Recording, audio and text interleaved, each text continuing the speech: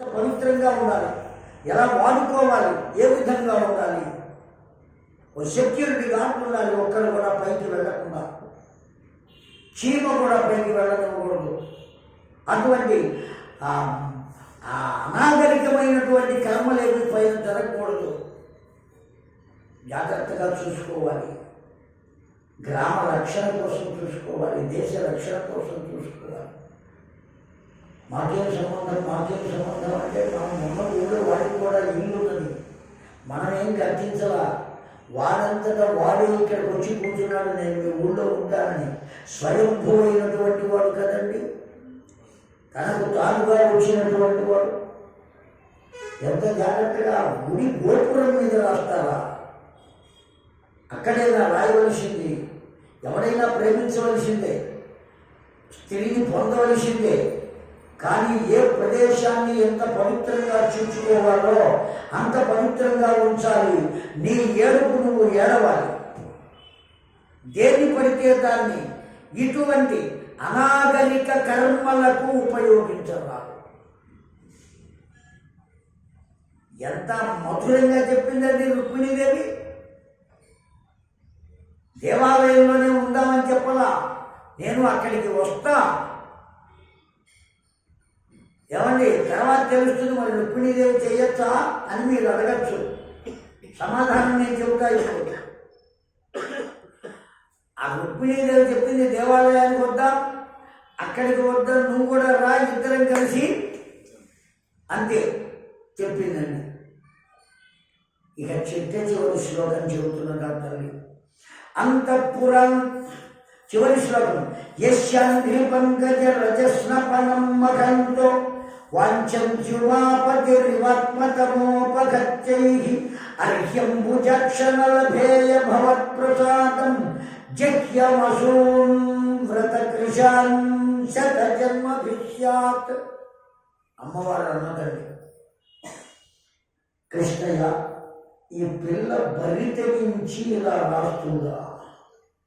నేను ఆడపిల్లను అనే ఆలోచన కూడా లేకుండా సిగ్గు విడిచి ఇలా పేపర్ మీద రాసి శ్లోకాలు పంపిస్తుందా? ఇటువంటి పిల్లలు చేసుకుంటే రేపు పొద్దున్న నేను సుఖపడతానా, నన్ను కూడా మొట్టిగా వేస్తుందా అని నువ్వు ఆలోచించవద్దయ్యా. ఒకవేళ నీకు ఇష్టం లేకపోతే అది నీ ఇష్టం. నా ఇష్టం ఏదో నేను ఈ కాగితం మీద రాసి పంపాను. నాకు ఇష్టం ఎట్లా ఉంటుందో నీకు ఇష్టం అలాగే ఉంటుంది కదా. నీ ఇష్టం నీది. ఒకవేళ నీ ఇష్టాన్ని అనుసరించి నీవు కనుక రాకపోతే శతజన్మభిష్యాత్, 100 జన్మలైనా సరే నేను వివాహం చేసుకోకుండా ఉంటాను. కానీ నిన్ను కాకుండా ఇంకొకరిని చేసుకునే అవకాశం ఎన్ని జన్మలకు లెక్క పెట్టిందండి. 100 జన్మలైనా సరే నేను వివాహం చేసుకుంటా, బ్రహ్మచారిగా ఇలాగే ఉంటా, చేసుకోకుండా. అంతేగాని ఇంకొకళ్ళని వివాహం చేసుకోనయ్యా, తర్వాత నీ ఇష్టం అన్నదండి. ఎన్ని శ్లోకాలు రాసింది? 7 శ్లోకాలండి. ఈయనకి రాసిన వాళ్ళు 8 రాశారేమో మనకి తెలియదు. ఎవరై కనుక 7 శ్లోకాలు రాసింది. కారణం ఏమంటే అండి, జీవుడు కూడా యోగ సాధన ద్వారా భగవంతుడిని పొందాలి. దేని ద్వారా? యోగ సాధన ద్వారా. ఎక్కడున్నాడా భగవంతుడు? తస్యా శిఖాయా మధ్యే పరమాత్మా వ్యవస్థితః సబ్రహ్మస్య శివస్య హరిశ్చేంద్ర స్వక్షర పరమస్వరాట్ అని చెబుతున్నాం మనం. ఇదిగో ఇక్కడ ఉన్నాడు భగవంతుడు. సహస్రారము.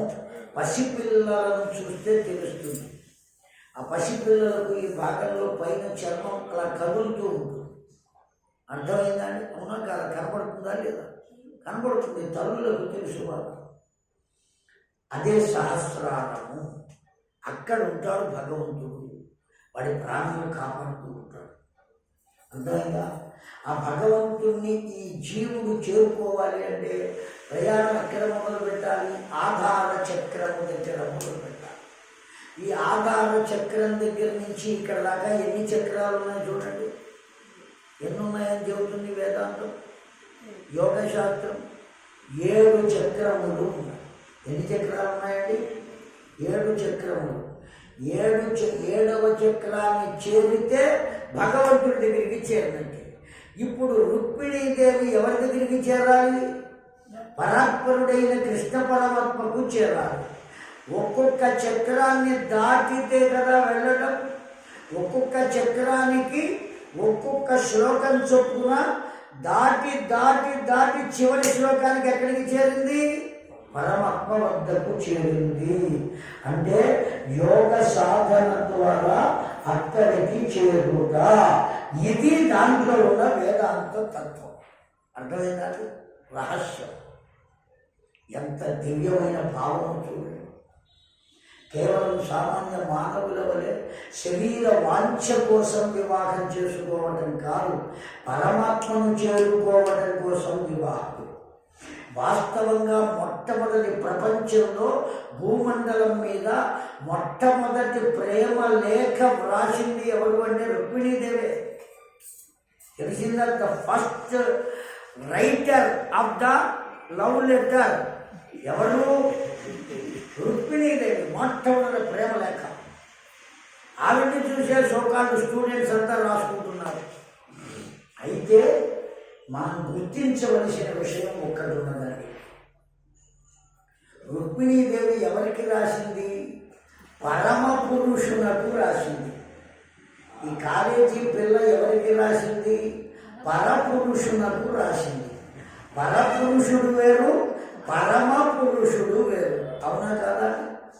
పరమ పురుషుడికి నేను రాయవచ్చు, ఆడపిల్ల అక్కర్లేదు. అర్థమైందా అండి? పరమ పురుషుడికి ఎవరు రాయొచ్చు? నేను కూడా రాయొచ్చు. రోజు రాస్తూనే ఉన్నా, ఒరే నన్ను దగ్గరికి తీసుకోరా, దగ్గరికి తీసుకోరా, దగ్గరికి తీసుకోరా. ఏమండి? కుక్క పిల్ల కూడా రాయవచ్చు. ఎవరికి? పరమ పురుషునకు. పరపురుషునకు మాత్రం రాయకూడదు. ఇప్పుడు అర్థమైందా రుక్మిణీదేవి ఎందుకు రాసిందో? ఇప్పుడు చెప్పండి, ఆవిడ రాసిన ప్రేమ లేఖ పవిత్రమైనదా అపవిత్రమైనదా? రుక్మిణీదేవి రాసింది, నేను రాస్తే తప్ప అని ఆడపిల్లలకు ఏమని చెప్పాలి? నువ్వు రాయి, వద్దనంటలా. కానీ ఎవరికి రాయాలి? రాముడికి రాయి, కృష్ణుడికి రాయి, ఓ వెంకటేశ్వర స్వామికి రాయి, ఓ శివుడికి రాయి. నీకు చేతనైతే వాళ్ళకి పంపించు. చేతనవుతుందా? అవ్వదు. కనుక రాయటం మానుకో. అర్థమైందా అండి? అంతే. రుక్మిణీదేవి ఆ పనిచేసిందని పరమ పురుషునకు రాసింది. కృష్ణ పరమాత్మ మొత్తం 7 శ్లోకాలు చదువుకున్నాడా? విన్నారా? అంతే ధన్యం.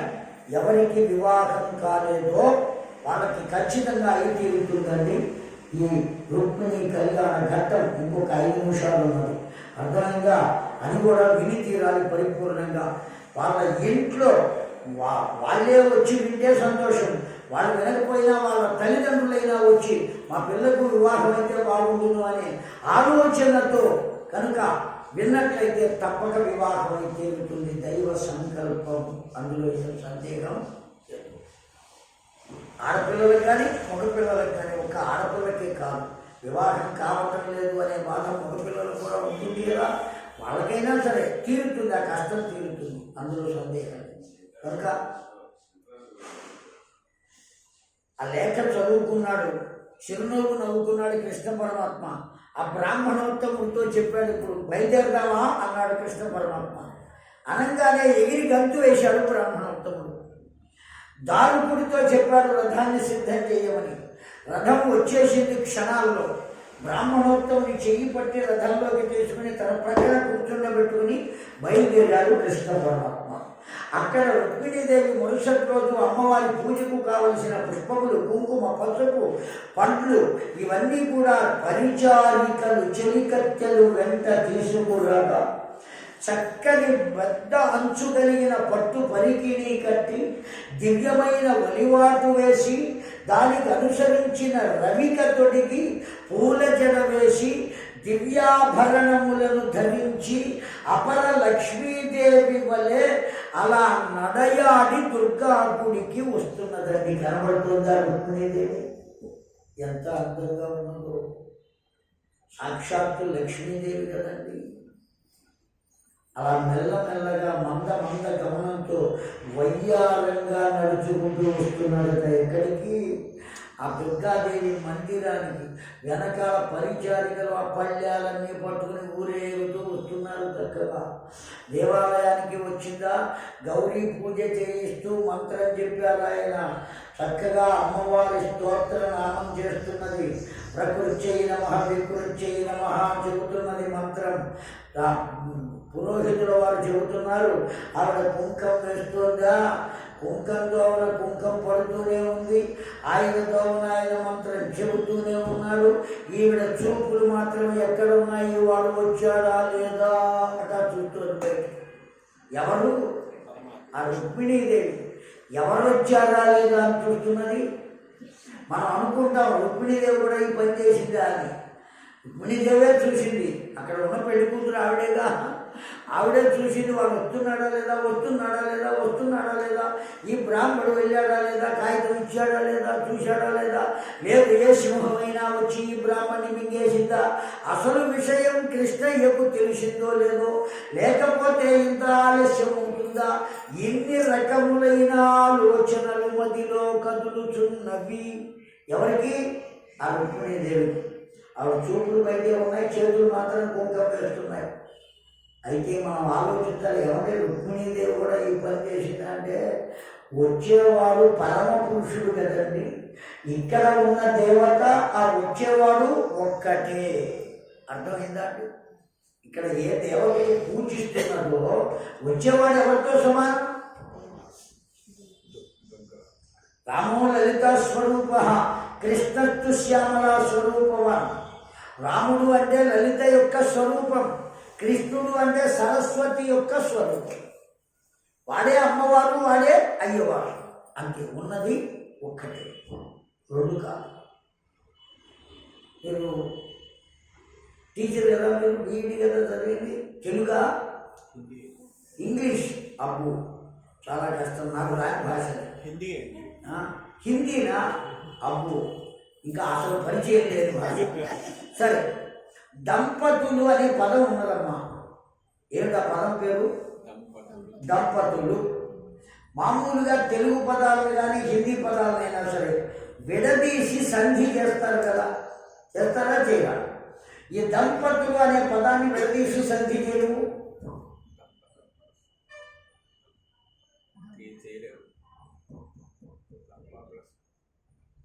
ఆ ఋషులు ఎంత గొప్పవాళ్ళు ఆలోచించు ఒక్కసారి. విడదీయటానికి కుదరని పదమును సంబోధనగా ఏర్పాటు చేశారు. ఆ పదాన్ని విడదీయలేదు. వాళ్ళెట్టా విడిపోతారండి? ఎందుకు విడిపోవాలి? కలి ప్రభావం చేత కేవలం విషయ వాంఛలు, బాహ్య ప్రపంచానికి సంబంధించినటువంటి సుఖములను మాత్రమే కోరుకుంటూ దాంపత్య బంధము యొక్క తత్వము తెలుసుకోక పశువుల వలె ప్రవర్తించేటువంటి సంతానము కలుగుతున్నది. కనీసం రాబోయేటువంటి జనరేషన్ అయినా బాగుండాలి అని పరమాత్మను కోరుకుందాం. ఇప్పుడున్న యువత అంతా అలాగే ఉంది. అందరూ కాదు, కొద్దిమంది మంచివాళ్ళు ఉండవచ్చు, పెద్దలు చెప్పిన మాట వినేవాళ్ళు. కానీ సాధ్యమైన 99% రికరింగ్ 9% అట్లాగే ఉన్నది లోకం అంతా. ఎందుకంటే అనేక ప్రాంతాల్లో తిరుగుతున్నాను, అనేక మందిని చూస్తున్నాను. ఎప్పుడు ఇదే కదా వృత్తి. ఎక్కడొకడికి వెళ్ళడం, చెప్పడం, ఎవరో ఒకళ్ళ ఇంట్లో ఉండటం, వాళ్ళు పెట్టింది తింటాం. అనేక మంది వచ్చి కలుస్తూ ఉంటారు, మాట్లాడుతూ ఉంటారు వాళ్ళ వ్యత్యాసాలు. ఏమండి, ఒక్కొక్కళ్ళు వచ్చి అడుగుతూ ఉంటారు, గురువు గారు నేను ఒక అమ్మాయిని ప్రేమించాను, మా అమ్మ నాన్న ఒప్పుకోవట్లేదండి, ఎత్తుకుపోయి పెళ్లి చేసుకోవచ్చునా అని అడుగుతాడు. రే పురాణం ఏం విన్నావు నువ్వు ఇప్పటిదాకా? ఏం చెప్పాలండి వారికి? కనుక ఎప్పటికైనా మంచి రోజులు రావాలి అని నేను కోరుకుంటున్నా. మిమ్మల్ని కూడా కోరుకోమని ప్రార్థిస్తున్నా. అంతే, ఇంకా అంతకన్నా ఏమీ చేయలేదు. కనుక వాడు వస్తున్నాడా లేదా అని చూస్తున్నదండి. ఎంతసేపటికి వాడు రావట్లేదు. చిట్ట చివరికి పాపం దుఃఖం కలిగింది ఎవరికి? రుక్మిణీదేవికి. ఆవిడ ఒక్కసారి అమ్మవారి వైపు చూసి, నమ్మితే నా మనంబున సనాతనులైన ఉమామహేశ్వరన్ నిన్ను పురాణ దంపతుల మేలు భజింతు కదమ్మ మేటి పెద్దమ్మ. ఏమంటున్నదండి?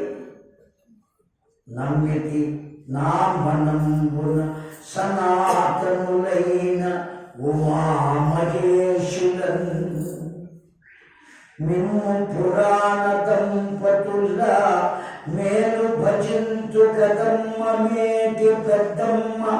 దయాంబురాశివి గదమ్మ హరింపతి శేయుమమ్మ. నిన్ను నమ్మిన వారికెన్నడు నాశము లేదు గదమ్మ ఈశ్వరీ.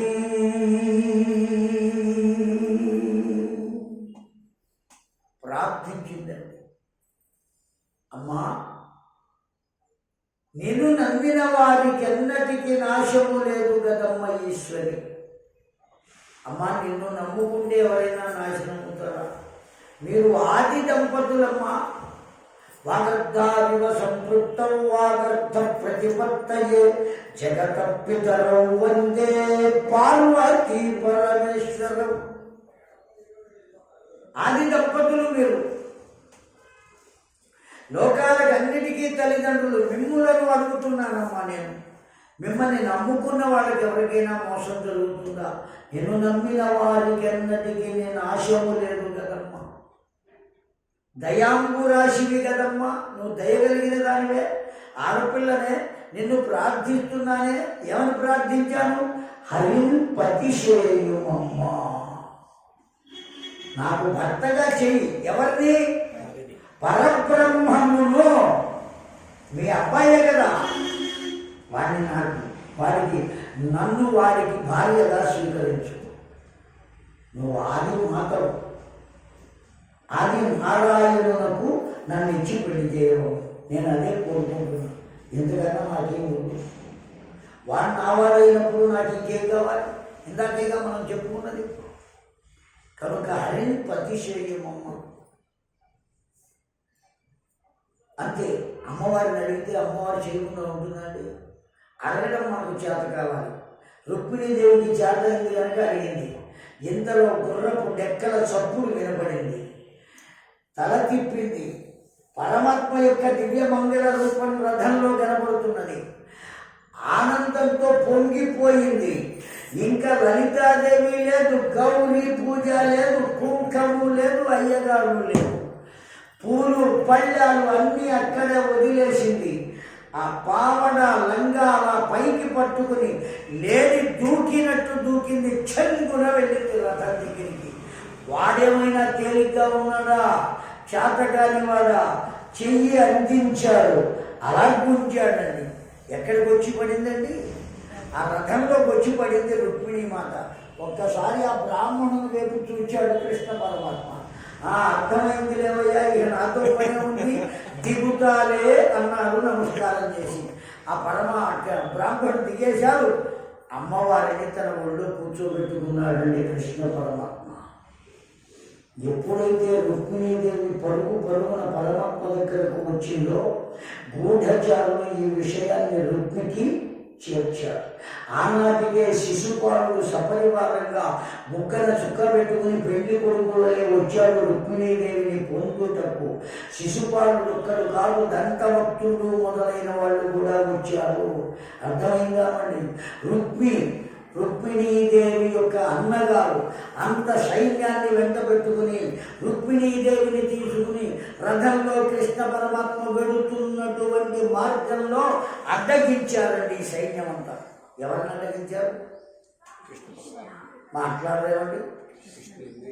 నువ్వు మాట్లాడడానికి వచ్చి మమ్మల్ని ప్రశ్నలు అడుగుతావు ఏమిటో ఫూలిష్ ఫెలో. ఎవరు చెప్పాలి? ఎవరు అడ్డగించారండి? రుక్మి, శిశుపాలుడు, దంతవక్తుడు, విదూరథుడు, నలుగురు. ఈ నలుగురు వాళ్ళ సైన్యాన్ని తీసుకుని వచ్చి అడ్డగించారు రుక్మిణీదేవిని, కృష్ణ పరమాత్మ. ఇక్కడ విచిత్రం ఏమంటే,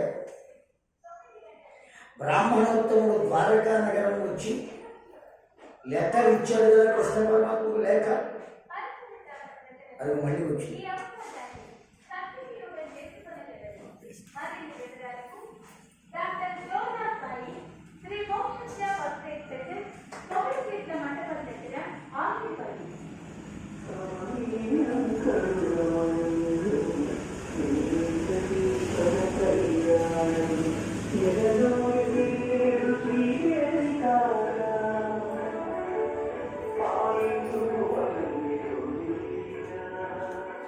జగపాల కృష్ణ భగవాను వాసుదేవ వాసుదేవ వాసుదేవ వాసుదేవ గోవింద. అయ్యా, ఆ రుక్మిణీదేవి చెవులు పరిగెత్తులు కూర్చున్నాడు, వాళ్ళు అడ్డుకున్నారు వచ్చి. ఏం చేయాలి ఇప్పుడు? జరిగినది ఏమిటా అంటే, ఈ రుక్మిణీదేవి ఇచ్చిన లేఖను కృష్ణ పరమాత్మ చదువుకున్నాడు కదండి. ద్వారకా నగరంలో బ్రాహ్మణుడు ఇవ్వగానే చదువుకున్నాడు కదా. వెనక నుంచి బలరాముడు చూచాడు. లేఖ చూడవ, వీడు లేఖ చదవడం మాత్రం చూశాడు. అది నడువులు దోపుకున్నాడు, బయలుదేరతామా అని అడిగాడు. బలరాముడికి ఏమీ చెప్పలేదు. కానీ బలరాముడికి ఏమనిపించింది అంటే, అసలే వీడు కొంచెవాడు, దుడుకువాడు, ఎక్కడికి వెళుతున్నాడో ఏమో, ఎందుకైనా మంచిది, నేను కూడా వెళితే మంచిది కదా అని కొద్దిమంది సైన్యాన్ని తీసుకుని వీడు బయలుదేరిన తర్వాత కొద్దిసేపటికి బలరాముడు కూడా బయలుదేరాడండి. ఇదంతా జరిగి అక్కడికి వచ్చేటప్పటికి బలరాముడు పరమాత్మ దగ్గరికి చేరుకున్నాడు. వాళ్ళు యుద్ధానికి సిద్ధపడ్డారు, వీడు వచ్చాడు. ఈ బలరామ కృష్ణుల అన్నదమ్ముల బంధం ఉన్నదే ఆలోచన లేని బాంధవ్యం అండి. అయ్యో నా తమ్ముడు కదా అని ఆలోచించాల్సిన పల్లె, అయ్యో నా అన్నగారు కదా అని ఆలోచించవలసిన పల్లె. అది విడవరాని బంధం. ఒకరికి కలిగితే ఇంకొకరికి వచ్చేస్తుంది ఆ ఆలోచన. ఎలా వస్తుంది అంటే దైవతంత్రము అన్నారు దాన్ని. తెలిసిందా అండి? ఎక్కడో ఉన్న కొడుక్కి ఏదైనా ప్రమాదం కలిగితే ఇక్కడ ఉన్న తల్లికి పేరు కదిలిపోతుంది కదండి. అయ్యో నా పిల్లవాడికి ఏమయ్యిందో అని అనుకుంటుంది, ఫోన్ చేస్తుంది. ఇట్ట నాకు కల వచ్చిందిరా, మనసులో ఏదోగా ఉన్నదిరా, నీవు బాగానే ఉన్నావా, మంచిగా ఉన్నావా అని అడుగుతుందా లేదా తల్లి? అడిగితేనే తల్లి, లేకపోతే రాక్షసు. అంతే. తల్లి అయితే మాత్రం ఖచ్చితంగా అడుగుతుంది, తెలుస్తుంది, వాడు చెప్పకుండానే తెలుస్తుంది. అట్లాగే బలరాముడు కూడా తెలిసింది. బలరాముడు వచ్చాడు. సంకుల సమరం స్వైర వీర వికారం. ఈ శిశుపాలుడు దంతవక్తుడు కాలికి బుద్ధి చెప్పి పరుగు పెట్టారండి. ఎంత వేగంగా పరుగు పందాలు పాల్గొంటారే అట్లా పరుగు పెట్టారు మొత్తం వాళ్ళు. ఇప్పుడు ఎవరు ఒక్కడైపోయాడు. ఆ రుక్మి కృష్ణ పరమాత్మ చేతికి చిక్కాడండి. చిక్కితే వెంటనే రుక్మిణీదేవి రథం దిగి పరమాత్మ కాళ్ళు పట్టుకుని నా పుట్టినింటిని బ్రతికించవయ్యా అని అడిగిందండి. ఏమడిగిందండి? వాడు ఎంత చేసినా ఏమడిగిందావిడ? నా పుట్టినింటిని బ్రతికించవయ్యా. ఎందుకంటే ఆడపిల్లలకు పుట్టింటి మీద మమకారం ఉంటుంది, సహజం. కొంతమంది ఉంటారు, నేను అసలు పుట్టింటికి వెళ్ళను, ఇక్కడే ఉంటాను అనేవాళ్ళు కూడా ఉండవచ్చు. లోకంలో చెప్పలేదు. ఎందుకంటే అది భగవత్ సంబంధమైన సంబంధం. ఆ కారణం చేత అత్త ఇంటిని వదిలిపెట్టి వెళ్ళలేదు. కానీ మన ప్రేరణ చేత వచ్చినటువంటి బంధం కనుక అయినట్టయితే అది భావించవలసిందే, అందులో ఏమి అనుమానించవలసిందే, ప్రత్యవాయం లేదు దాంట్లో. కనుక పుట్టినింటి మీద అటువంటి మమకారం ఉంటుంది. రుక్మిణీదేవి కూడా కాళ్ళ మీద పడి నా పుట్టినింటిని బ్రతికించవయ్యా, మా అన్నగారిని బ్రతికించవయ్యా. అప్పుడు కృష్ణ పరమాత్మ ఆ రుక్మికి, ఆ రుక్మిణీదేవి అన్నగారికి ముందనము చేసి ఆ జుట్టు మొత్తం కొరిగేటండి. ఆ సినిమాల్లో సగం కొరిగినట్టుగా, మీసం ఇటు కొరిగినట్టుగా ఇవన్నీ అసత్యాలు. తెలిసిందండి. ఆ జుట్టు మొత్తం తీసేసి అవమానపరిచి పంపాడు. రుక్మిణీదేవిని అదే వేగంతో ద్వారకా నగరానికి తెచ్చాడండి. తన వైపు బంధువులందరినీ పిలిచాడు. ఎవరు? కృష్ణ పరమాత్మ. అంతేకాదు భీష్మక మహారాజుకు కూడా కబురు పంపాడు. భీష్మక మహారాజుకి, రుక్మిణీదేవి తల్లికి, రుక్మిణీదేవి యొక్క అన్నలు, ఏమని వీళ్ళందరికీ కూడా రమ్మని కబురు పెట్టారు. ఇష్టం ఉన్నవాళ్ళు వచ్చారు, కష్టం ఉన్నవాళ్ళు తిట్టుకున్నారు. అర్థమైందా? బంధు సమాగమము చేత అందరి మధ్య దివ్యమైనటువంటి వైభవంగా ముత్యాల పందిరిలో, ముత్యాల పందిరి అని ఎందుకంటారండి? పగడాల పందిరి అని ఎందుకంటారు? పగడము రక్తమునకు గుర్తు అనకూడదు. ముత్యము దేనికి గుర్తు? చంద్రుని చల్లదనమునకు గుర్తు. ముత్యం దేనికి గుర్తండి? చంద్రుని చల్లదనం. అర్థమైందా? భార్యాభర్తలకు, ప్రేయసి ప్రియులకు కావలసింది ఏమిటి? చంద్రుని చల్లదనమే, సూర్యుని ఎండక్కర్లా. అర్థమైందా? అందుకోసమనే వాళ్ళ పెళ్లికి వేసే పందిరి కూడా దేంతో వేయాలి? ముత్యాల పందిరి. చక్కటి పందిరి ఏర్పాటు చేసి అందరి సమక్షంలో వైదిక విధానంలో బ్రాహ్మ యోగంగా అభిజిత్ లగ్నములో ఆ రుక్మిణీదేవిని వివాహం చేసుకున్నాడు. ఎవరు? కృష్ణ పరమాత్మ. అర్థమైందండి. లోకమాత అయినటువంటి సాక్షాత్తు లక్ష్మీదేవి ఎక్కడికి చేరింది అంటే పరమాత్మ వద్దకు చేరింది. ప్రకృతి పరమాత్మను చేరింది. అసలు ఆయనకి 8 మంది భార్యలు. ఎవరికి? మనకు అనిపిస్తుంది ఏమో ఒక్కటి చాలుగా 8 మంది కావాలా? ఎందుకు పెళ్లి చేసుకున్నట్టు కృష్ణుడు? వాడిని దేవుడిని గుళ్ళో పెట్టి పూజించడం ఏమిటి? ఇట్లా అనేక రకాలైన ఆలోచనలు వస్తాయి. అనేకమైనటువంటి వాళ్ళు ఒకవేళ మనల్ని ప్రశ్న వేస్తే మనం చెప్పచ్చు. ఇప్పుడు వినండి, ఎవడైనా అడిగితే చెప్పండి ధైర్యంగా. రుక్మిణీదేవి మొదటి భార్య, పెద్ద భార్య. సత్రాజిత్తు అనబడేవాడు ఒక ఆయన ఉన్నాడు. ఆయన దగ్గర సూర్యవరప్రసాదమైనటువంటి శమంతకమణి అని ఒకటి ఉంది. రోజుకి 8 బారువుల బంగారాన్ని ఇస్తుంది. బారువు అంటే ఎంత? 12 కిలోలు. అర్థమైందండి? బారువు అంటే ఎంత? 12 కిలోలు. 10 కిలోలు, 20 కిలోలు ఇట్లా చదువుతూ ఉంటారు. 8 కిలోలను ఒక ఆయన చెప్పాడు. ఎందుకో తెలియదు. తెలిసిందా అండి? బారా అంటే ఏంటండి హిందీలో? మీరు హిందీనేగా? ఎంత? 12. దాని నుంచే వచ్చింది పదం బారువు. 12 బారువుల. ఆ బారువు అంటే 12 కిలోలు. అర్థమైందా అండి? రోజుకు ఎన్ని బారువులు ఇస్తుంది? 12 బారువుల బంగారము వస్తుందండి.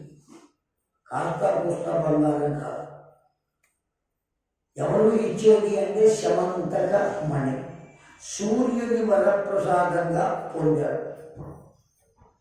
ఒకసారి కృష్ణ పరమాత్మ సత్రాజిత్తును అడిగాడు, ఏమయ్యా మాకు వచ్చాడు, మా గవర్నమెంట్ ఆర్థికంగా వెనుకబడి ఉన్నది, నీ దగ్గర ఉన్న శమంతకమని కనుక మాకు ఇచ్చినట్టయితే మేము కూడా కొద్ది కాలం ఉంచుకుని ఆ బంగారం అంతా దగ్గర పెట్టుకుని చక్కగా నడుపుకుంటామని అడిగాడు. అట్లా ఎవరికి పడితే వాళ్ళకి ఇచ్చేది కాదయ్యా అన్నాడు సత్రాజిత్తు. వెళ్ళిపోయాడు. ఆ తర్వాత సత్రాజిత్తు యొక్క తమ్ముడు శమంతకమణిని మెడలో వేసుకుని అరణ్యానికి వేటకు వెళ్ళాడు. ఆ తమ్ముడు పేరు ప్రసేనుడు. అర్థమైందా? మీకు తెలిసే ఉంటుంది, వినాయక చవితికి చదువుతారు కదా కథ. ఆ ప్రసేనుడు అనబడేవాడు మెడలో వేసుకుని ఆ శమంతకమణిని వేటాడడానికి వెళ్ళాడు. ఓ సింహం వచ్చింది, వాడిని చంపింది, ఆ శమంతకమణి తీసుకున్నది. ఓ భల్లూకం వచ్చింది, ఆ సింహాన్ని చంపింది, ఆ శమంతకమణిని తీసుకెళ్ళింది. భల్లూకము అంటే ఎలుగుబంటి.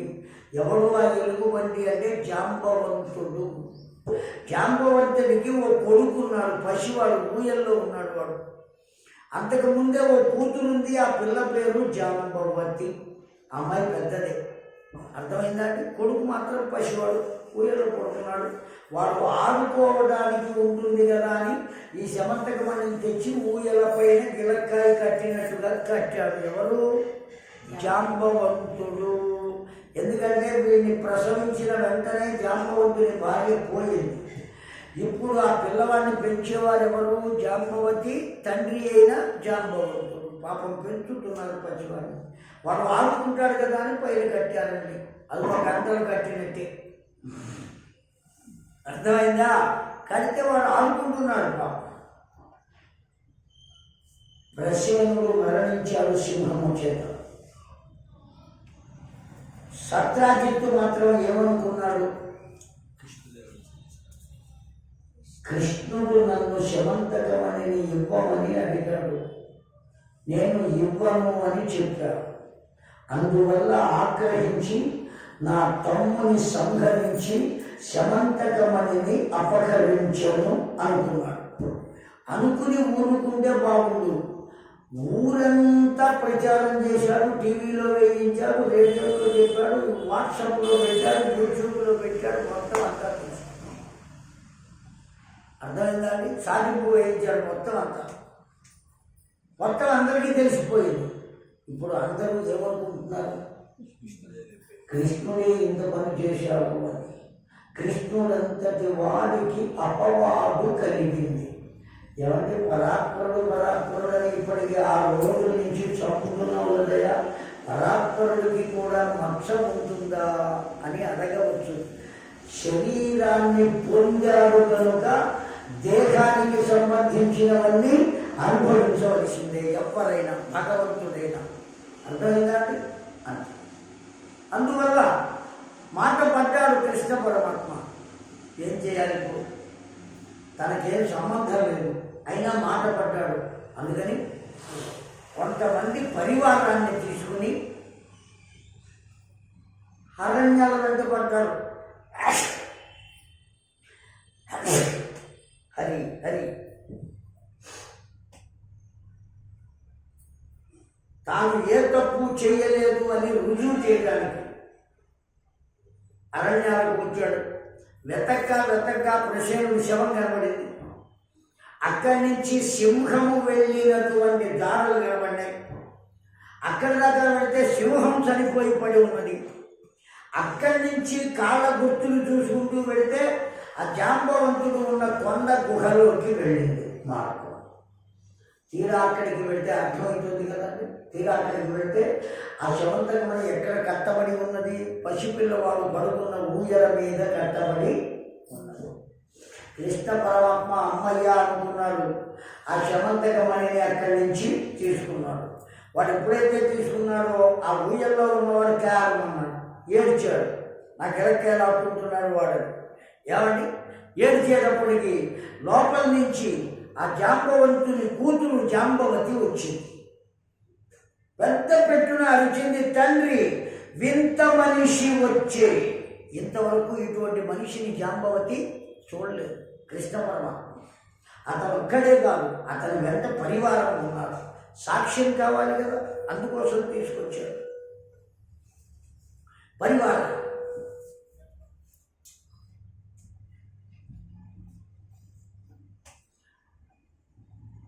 సాక్ష్యం కూడా ఉన్నారు. ఎవరో వింత మనిషి వచ్చాడు అని పెద్ద పెట్టున అరిచింది జాంబవతి. జాంబవంతుడు వచ్చాడు.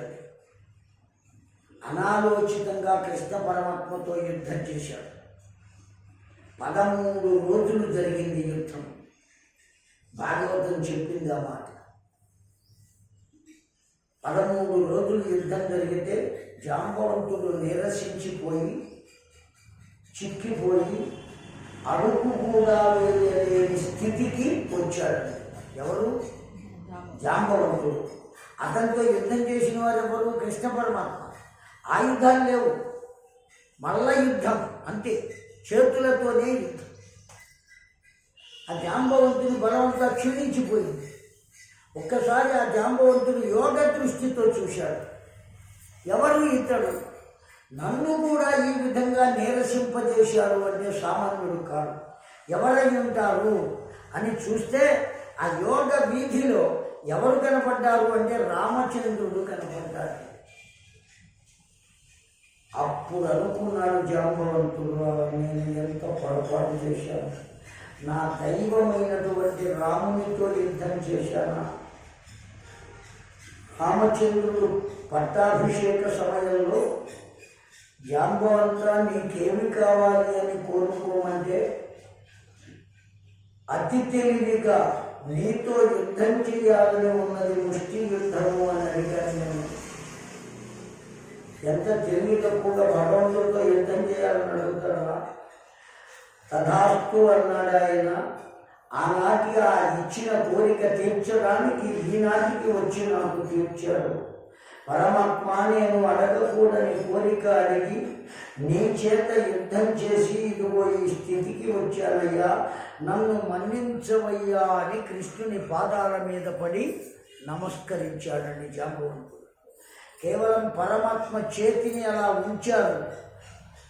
అంతక ముందు ఉన్న బలం కన్నా ఎక్కువ బలంగా తయారయ్యారు. ఏం చేయదలుచుకుంటే అది చేయగలడు ఆయన. మనము చేయగలమండి. 4 రోజులు నీళ్లు పోస్తేనే ఆ మొక్కకు ఇంకో కొమ్మ వచ్చేట్టుగా చేస్తున్నామా లేదా? వస్తుందా? రావటం లేదా? వస్తుంది. నీలోని శక్తి ఇంకా పెరిగితే అప్పటికప్పుడు వచ్చేట్టుగా చేయొచ్చు. 4 రోజుల తర్వాత వచ్చేట్టుగా చేస్తున్నాము, అప్పటికప్పుడుగా వచ్చేట్టుగా చేయాలి అంటే ఇంకా శక్తి పెంచుకోవాలి. మనం పెంచుకోవాలి అంటే భగవద్ధ్యానం చేయాలి. అంతే. భగవంతుడు భగవంతుడు భగవంతుడు అంతే, ఇంకోటే లేదు. ఏది అదే నేర్చుకోవాలి, అదే అనుసరించాలి కూడా. కనుక ఆ మణిని నీవు తీసుకువెళ్ళవయ్యా అని కృష్ణ పరమాత్మకు అప్పగించాడు. అంతేకాదయ్యా, నాకు ఒక కూతురు ఉన్నది, బాగా వార్ధక్యం వచ్చింది, ఇంకా నేను పెళ్లి చేస్తానో చేయగలను చేయలేను, కనుక నా కన్యామణిని నీకు అప్పగిస్తున్నా అన్నాడు. ఎవరికి? కృష్ణ పరమాత్మకు. ఇప్పుడు ఆ జాంబవతిని తన దగ్గర పెట్టుకుని ఆ వచ్చిన పరివారము, ఆ జాంబవంతుడు వీరందరూ ఉండగా ఆమెను పెళ్లి చేసుకున్నాడు. ఎవరిని? జాంబవతి. ఇప్పుడు ఎంతమంది భార్యలయ్యారు? 2 భార్యలయ్యారు. ఈ మణిని తీసుకెళ్ళి సత్రాజిత్తుకి ఇచ్చేశాడండి. ఎవరు? కృష్ణ పరమాత్మ. పరమాత్మ, కృష్ణయ్య, నేనేదో ఆవేశం చేత ప్రచారం చేశానయ్యా, నా తప్పు మన్నించవయ్యా, లెప్పలు వేసుకుంటున్నా, ఈ మణిని నువ్వే తీసుకో. అంతేకాదు, నా ఇంట్లో ఓ మణి ఉంది, కన్యామణి, ఆమెను కూడా నీకు ఇస్తా, తీసుకోవయ్యా అన్నాడండి. కృష్ణ పరమాత్మ ఏమన్నాడంటే, కన్యామణిని తీసుకుంటా కానీ శమంతకమణి వద్దు అన్నాడు. ఈ శమంతకమణి వల్లే నేను అపవాదు పడ్డాను, వద్దయ్యా, కన్యామణిని ఇవ్వు. శాస్త్రాజితి, ఆమెయే సత్యభామ. అర్థమైందా అండి? పెద్ద భార్య రుక్మిణి, 2వ భార్య జాంబవతి, 3వ భార్య సత్యభామ. అంతేగాని 2వ భార్య సత్యభామ కాదు. కాశీనగరాన్ని పరిపాలించే రాజుల యొక్క పుత్రిక ఉన్నది. ఆమె పేరు, ఆ రాజు పేరు నగ్నజిత్తు, ఆయన కూతురు పేరు నాగ్నజితి. ఆమెను వివాహం చేసుకున్నాడు. అర్థమైందా అండి? ఎంతమంది అయ్యారప్పటికీ? 4. అరణ్యాలలో తపస్సు చేసుకుంటున్నటువంటి ఆవిడ ఉన్నది, కాళింది అంటారు. సూర్య భగవానుని పుత్రిక. ఆవిడ దేనికోసం తపస్సు చేస్తుంది అంటే భగవంతుని భర్తగా పొందుటకు తపస్సు చేస్తున్నది. అందుకని ఆమె వద్దకు వెళ్ళి ఆమెను కూడా తీసుకొచ్చాడు, ఆవిడ్ని పెళ్లి చేసుకున్నాడు. ఇప్పుడు ఎంతమంది అయ్యారు? రుక్మిణీదేవి, జాంబవతి, సత్యభామ, నాగ్నజితి, కాళింది. అర్థమైందండి? ఎంతమంది అయ్యారు? 5 అయ్యారు. మిత్రవింద అని ఇంకో ఆవిడ ఉందండి, ఉజ్జయిని నగర రాజుల కూతురు మిత్రవింద. ఆవిడకైతే స్వయంవరం ఉన్నదండి. ఏమున్నది? స్వయంవరం. 7 ఆబోతులు ఉన్నాయి అక్కడ. 7 ఆబోతులను ఏకకాలంలో సంహరించాలి. అలా ఎవరు సంహరిస్తారో వాళ్ళకి నా కూతుర్ని ఇస్తానన్నాడు ఆ రాజు, ఉజ్జయిని నగర రాజు. ఆవిడ పేరు మిత్రవింద, గుర్తుపెట్టుకోండి. ఏమండి, అయితే 7 ఆవులను ఒకదాని తర్వాత ఒకటి చంపవచ్చు, కానీ ఒకే కాలంలో 7 ఆవులను చంపడానికి అవకాశం ఉన్నదా? ఆ పిల్లకి ఎట్లా పెళ్లి కావాలి? తండ్రి పట్టుదల పట్టు కూర్చున్నాడు. ఒక్కసారిగా ఒకే క్షణంలో 7ంటిని సంహరించిన వాడు కూడా వాడికే నా కూతుర్ని ఇస్తాను. ఇక ఆ పిల్లకి పెళ్ళి అయ్యే అవకాశం ఉందా లోకంలో? లేదు. కానీ పరమాత్మ ఆ పిల్ల కొరకు తాను 7 రూపములుగా మారి 7 ఆబోతులను ఏకకాలములో సంహరించి ఆ పిల్లను తెచ్చుకుని పెళ్లి చేసుకున్నాడండి. పరమాత్మ అయితే ఎన్ని రూపాలుగా అయినా మారతాడుగా, మారే శక్తి ఉందా లేదా? ఉన్నది. కనుక అన్ని రూపాలుగా మారాడు. మారి 7 ఆబోతులను ఒక్కసారిగా సంహరించాడు. ఆ మిత్రవిందను తెచ్చుకుని పెళ్లి చేసుకున్నాడు. ఎంతమంది అయ్యారు ఇప్పుడు? 6 అయ్యారు. ఇంతమందితో పెళ్ళైపోయిన తర్వాత కృష్ణ పరమాత్మ మేనత్త వచ్చిందండి. వచ్చి, కృష్ణయ్య ఇంతమందిని చేసుకున్నావు కదా, నా ఒక్క కూతురు ఎక్కువ అవుతుందా, చేసుకోవయ్యా అని అడిగిందండి. ఆ పిల్ల పేరు భద్ర. ఆ పిల్ల పేరు ఏమిటండి? భద్ర. ఆమెను వివాహం చేసుకోమంటే సరే అన్నాడు. ఆవిడతో వివాహమైంది. ఇప్పుడు ఎంతమంది అయ్యారు? 7. ఏమండి, శల్యుడు పరిపాలించిన రాజ్యం ఉన్నది మద్రదేశము. మద్రదేశపు రాజకుమార్తె ఉన్నది లక్ష్మణ, ఆవిడ పేరు. ఆవిడికి వివాహం కావడానికి మత్స్యయంత్రాన్ని ఏర్పాటు చేశారండి. మత్స్యయంత్రాన్ని ఛేదించగలిగిన వాడెవడూ కనబడలా అన్నాడు. అప్పుడు అందువల్ల, ఎందుకంటే పాండవులంతా స్వర్గారోహణ చేయడానికి సిద్ధంగా ఉన్నారు, వాళ్ళు రారు. అందువల్ల ఏం చేశాడు కృష్ణ పరమాత్మ? తానే వెళ్ళి మత్స్యయంత్రాన్ని ఛేదించి ఆ లక్ష్మణ అనే అమ్మాయిని తెచ్చుకుని పెళ్లి చేసుకున్నాడండి. ఎంతమంది అయ్యారు? 8 మంది. రుక్మిణీదేవి, జాంబవతి, సత్యభామ. చెప్పండి, ఈ 3 పేర్లు అయితే బాగా నిలవలేదు. తర్వాత నాగ్రజితి, తర్వాత సూర్యపుత్రిక ఇస్తున్నా, కాళింది, మిత్రవింద, భద్ర, లక్ష్మణ. ఎంతమంది అంటే మొత్తం 8 మంది.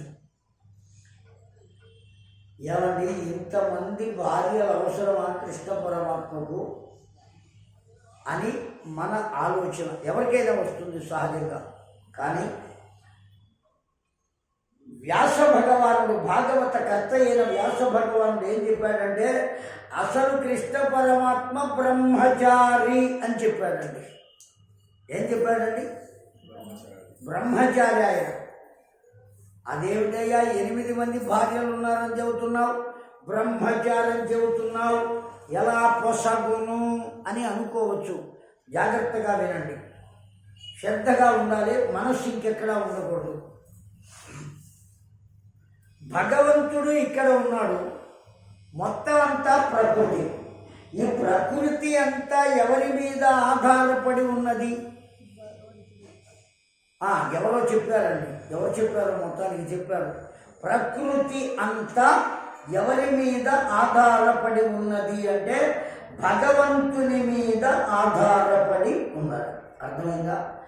ఆధారపడి ఉన్నదాన్ని భార్య అంటారు, అధికారి అయిన వాడిని భర్త అంటారు. అర్థమైందా కాదా? లోకంలో అంతేనా? ఇప్పుడు అర్థమైపోయిందా నీకు? అర్థమైపోయింది. అందుకే చిరునవ్వు నవ్వుతుంది. ఏమండి, ఆధారపడి ఉన్నదాన్ని ఏమంటారు? భార్య. అధికారి భర్త.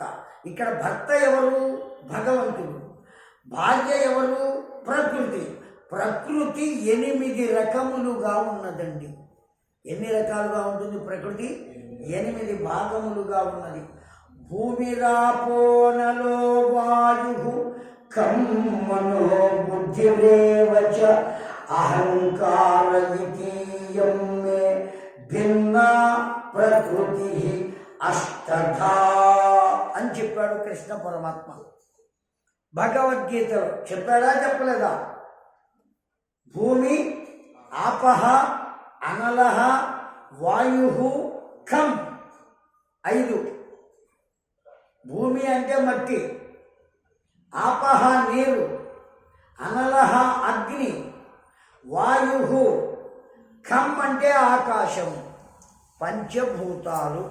అర్థమైందా? ఇప్పుడు ఇవి 5 ఇవి ప్రకృతి. మనో బుద్ధిరేవచ అహంకార ఇతీయం. ఇవన్నీ 3. 5 + 3 8. ఈ 8 భాగములు ప్రకృతి యొక్క రూపము. భగవంతుని అధీనంలో ప్రకృతి ఉన్నది కనుక 8 భాగములుగా ఉన్నది కనుక ఆ 8 భాగముల ప్రకృతి భగవంతుని భార్యలు అని చెప్పారండి. ఈ 8 వాళ్ళే. అర్థమైందా అండి? అంతేగాని అది తత్వములు. వాళ్ళు మనుషులు. ఆ 8 మందికి 8 ఇళ్ళు కట్టించారు. ఏమంటే వారానికో ఇంట్లోకి వెళుతూ ఉంటాడు. ఇవన్నీ మనం మాట్లాడుకునే పిచ్చి మాటలు, పనికిరాని మాటలు. దాని వెనుక ఉన్న వేదాంత తత్వం. ప్రకృతి భగవంతుని అధీనంలో ఉన్నదిగా. ఆ ప్రకృతిని భగవంతుని వద్దకు చేర్చుటయే లీనమవుట.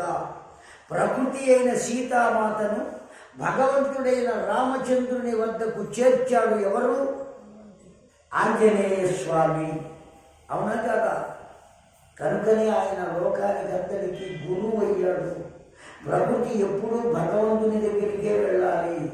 ప్రకృతి 8 రూపాల్లో ఉన్నది కనుక ఇప్పుడు 8 రూపాలతో 8 పేర్లతో భగవంతుని వద్దకు వచ్చిందయ్యా.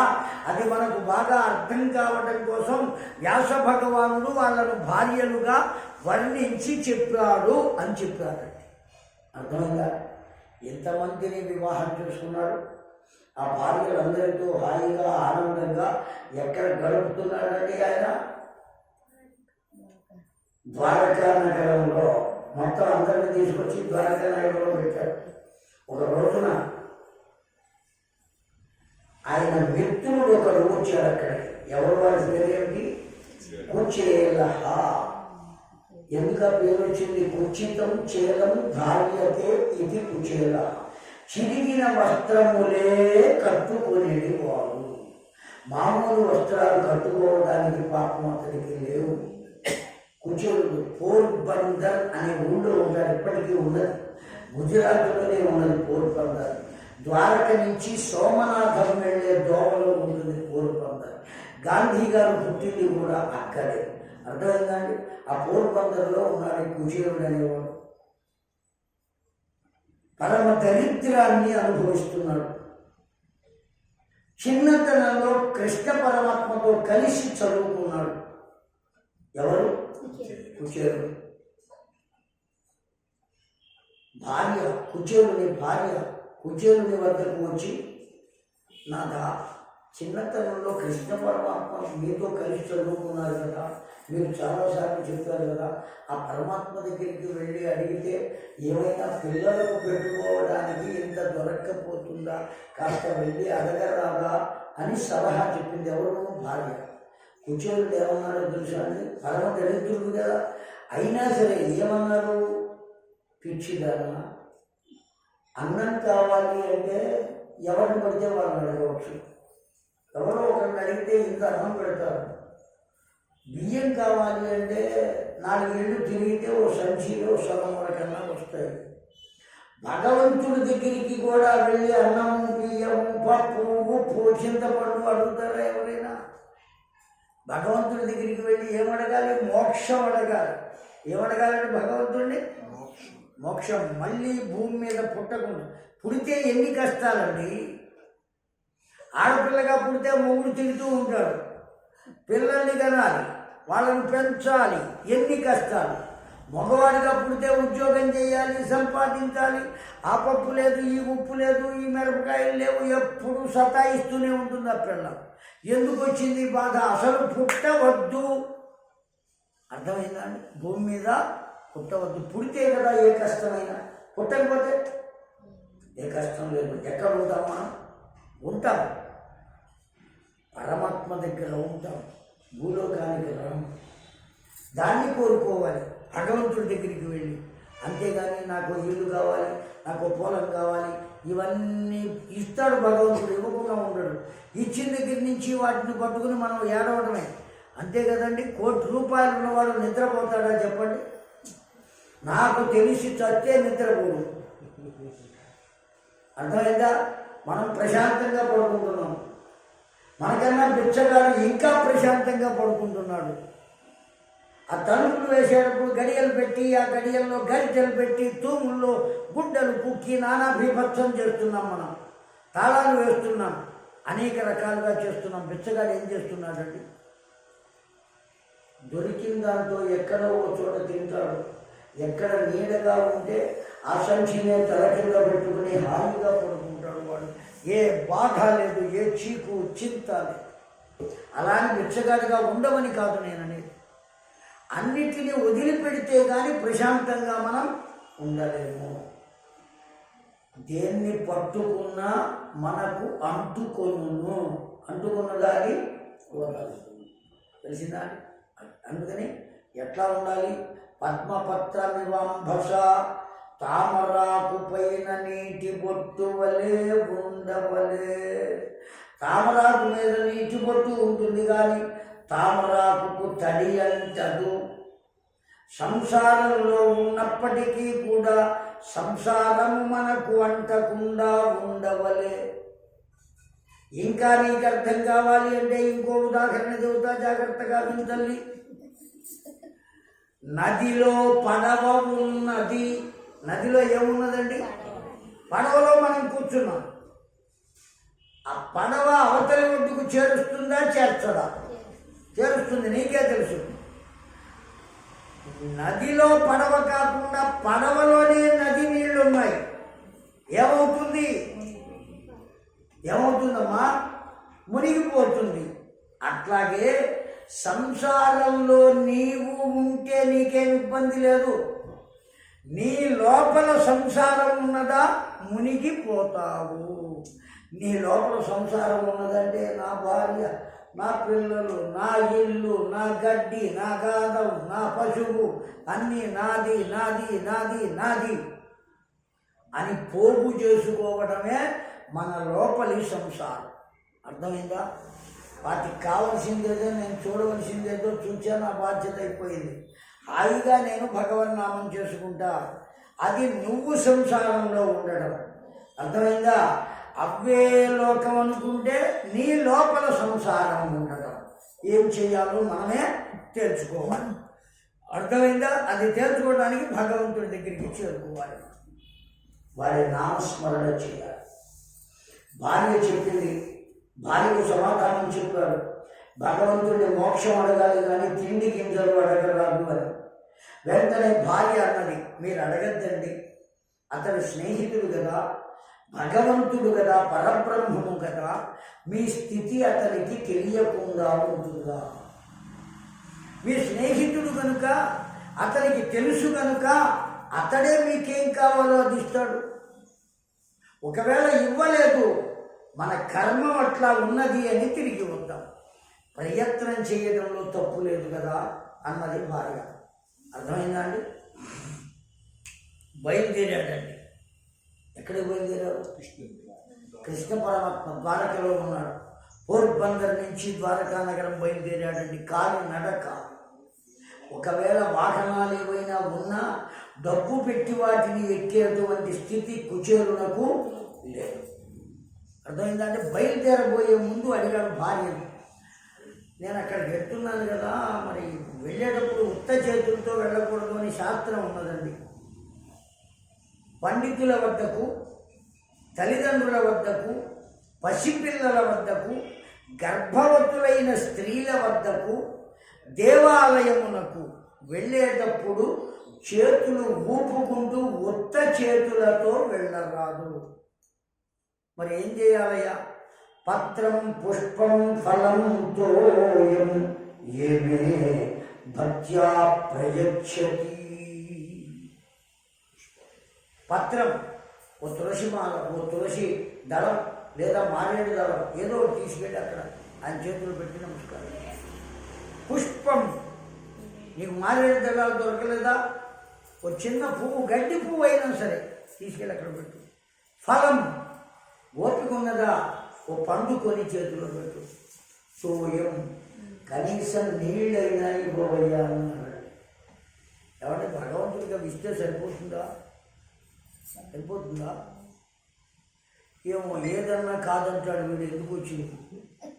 రెండు ఊపుతున్నాడు, సరిపోదు అన్నాడు, సరిపోతుంది అన్నాడు. మహామేధావి ఈయన. ఏమండో అటు ఇటు ఊపుతున్నాడండి. ఎటుపోవాలి? గోడ మీద అంటే ఇది.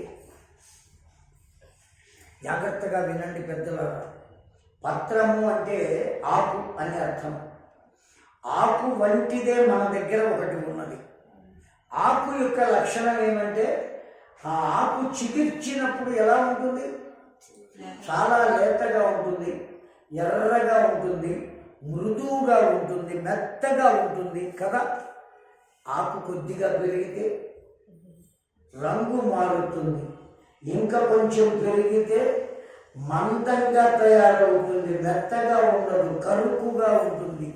ఇంకా కొంత పెరిగితే వంకర తిరుగుతుంది, ఇంకా కొంత పెరిగితే ఎండిపోతుంది, ఇంకా కొంతకాలం అయితే రాలిపోతుంది. ఇది ఆకు లక్షణం, అవునా? అటువంటిదే మన దగ్గర ఉన్నది. ఏది? దేహము. పుట్టినప్పుడు పసిపిల్లవాడు ఎట్లా ఉంటాడు? చాలా అందంగా ఉంటాడు. కొంచెం పెరిగితే వాడికి రంగులు మారుతాయి, అవునా కదా? ఇంకా కొంత పెరిగితే వంకర తిరుగుతాడు, వాడి నడక మనం చెప్పలేము. ఇంకా కొంత పెరిగితే వార్ధక్యం, ఇంకా కొంత పెరిగితే వెళ్ళిపోవడం, అవునా? కనుక ఈ శరీరం ఎటువంటిది? ఆకు వంటిది. పత్రం భగవంతునికి అర్పించాలి అంటే నిన్ను నీవు భగవంతునకు అర్పించుకుంటా. అర్థమైందా అండి? అర్థమైందా కాలేదా? పుష్పం, పువ్వు. ఏ పువ్వు? హృదయం అనే పువ్వు భగవంతుడికి ఇవ్వాలి కానీ మందార పువ్వు అని కాదు. ఏ పువ్వు ఇవ్వాలండి? అమ్మ తెచ్చారు, మీరు ఏమనుకోమంటే అలంకారం. కానీ అసలు మనం భగవంతుడికి అర్పించవలసిందేదయ్యా? హృదయం అనే కుసుమము. అర్థమైందండి? హృత్పద్మము అంటారు, పుండరీకము. హృత్పుండరీకం. నీ హృదయాన్ని భగవంతుని పాదాల దగ్గర పెట్టాలి. అది పుష్పం అంటే. ఫలం, పండు తర్వాత, పువ్వు తర్వాత ఏదండి? ముందు శరీరాన్ని నిన్ను నీవు అప్పగించుకో, తర్వాత నీ హృదయాన్ని ఇచ్చేయి, ఆ తర్వాత ఫలం ఇవ్వాలట. ఫలం అంటే ఏమిటి? ఈ పండు కాదు. నువ్వు జపం చేసినా, తపస్సు చేసినా, ఓ స్తోత్రం చేసినా, ఓ పాట పాడినా, ఏ తత్ఫలం తత్సబ్రహ్మార్పణమస్తు అని వదులుతున్నావా లేదా? ఏ తత్తు అన్న తర్వాత ఏమంటున్నావు? ఫలం అంటున్నావు. నువ్వు చేసిన కర్మ యొక్క ఫలమును భగవంతునికి సమర్పించాలి. ఎవరికి సమర్పించాలి? అది పండు అంటే. అంతేగాని యాపిల్ పండు, జామ పండు కాదు. తోయం, నీళ్లు. ఏ నీళ్ళండి? ఆ పప్పులో నీళ్ళు ఇవ్వాలా? బావిలో నీళ్ళు ఇవ్వాలా? నదుల్లో నీళ్ళు ఇవ్వాలా? ఏ నీళ్ళు కాదండి.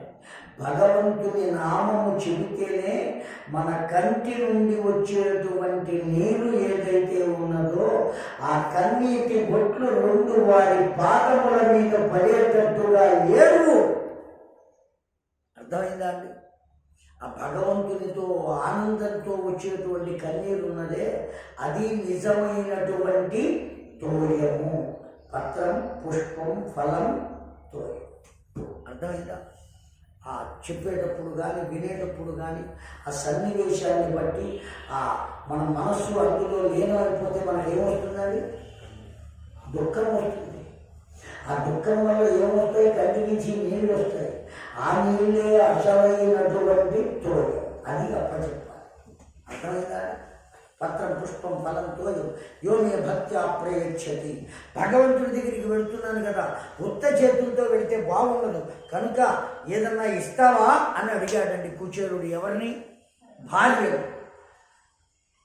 పాపం ఏం మాట్లాడలేకపోయింది. ఏదన్నా ఉంటే పిల్లలకి పెట్టేది కదా. పిల్లలకి కూడా అన్నం లేదు ఇవాళ.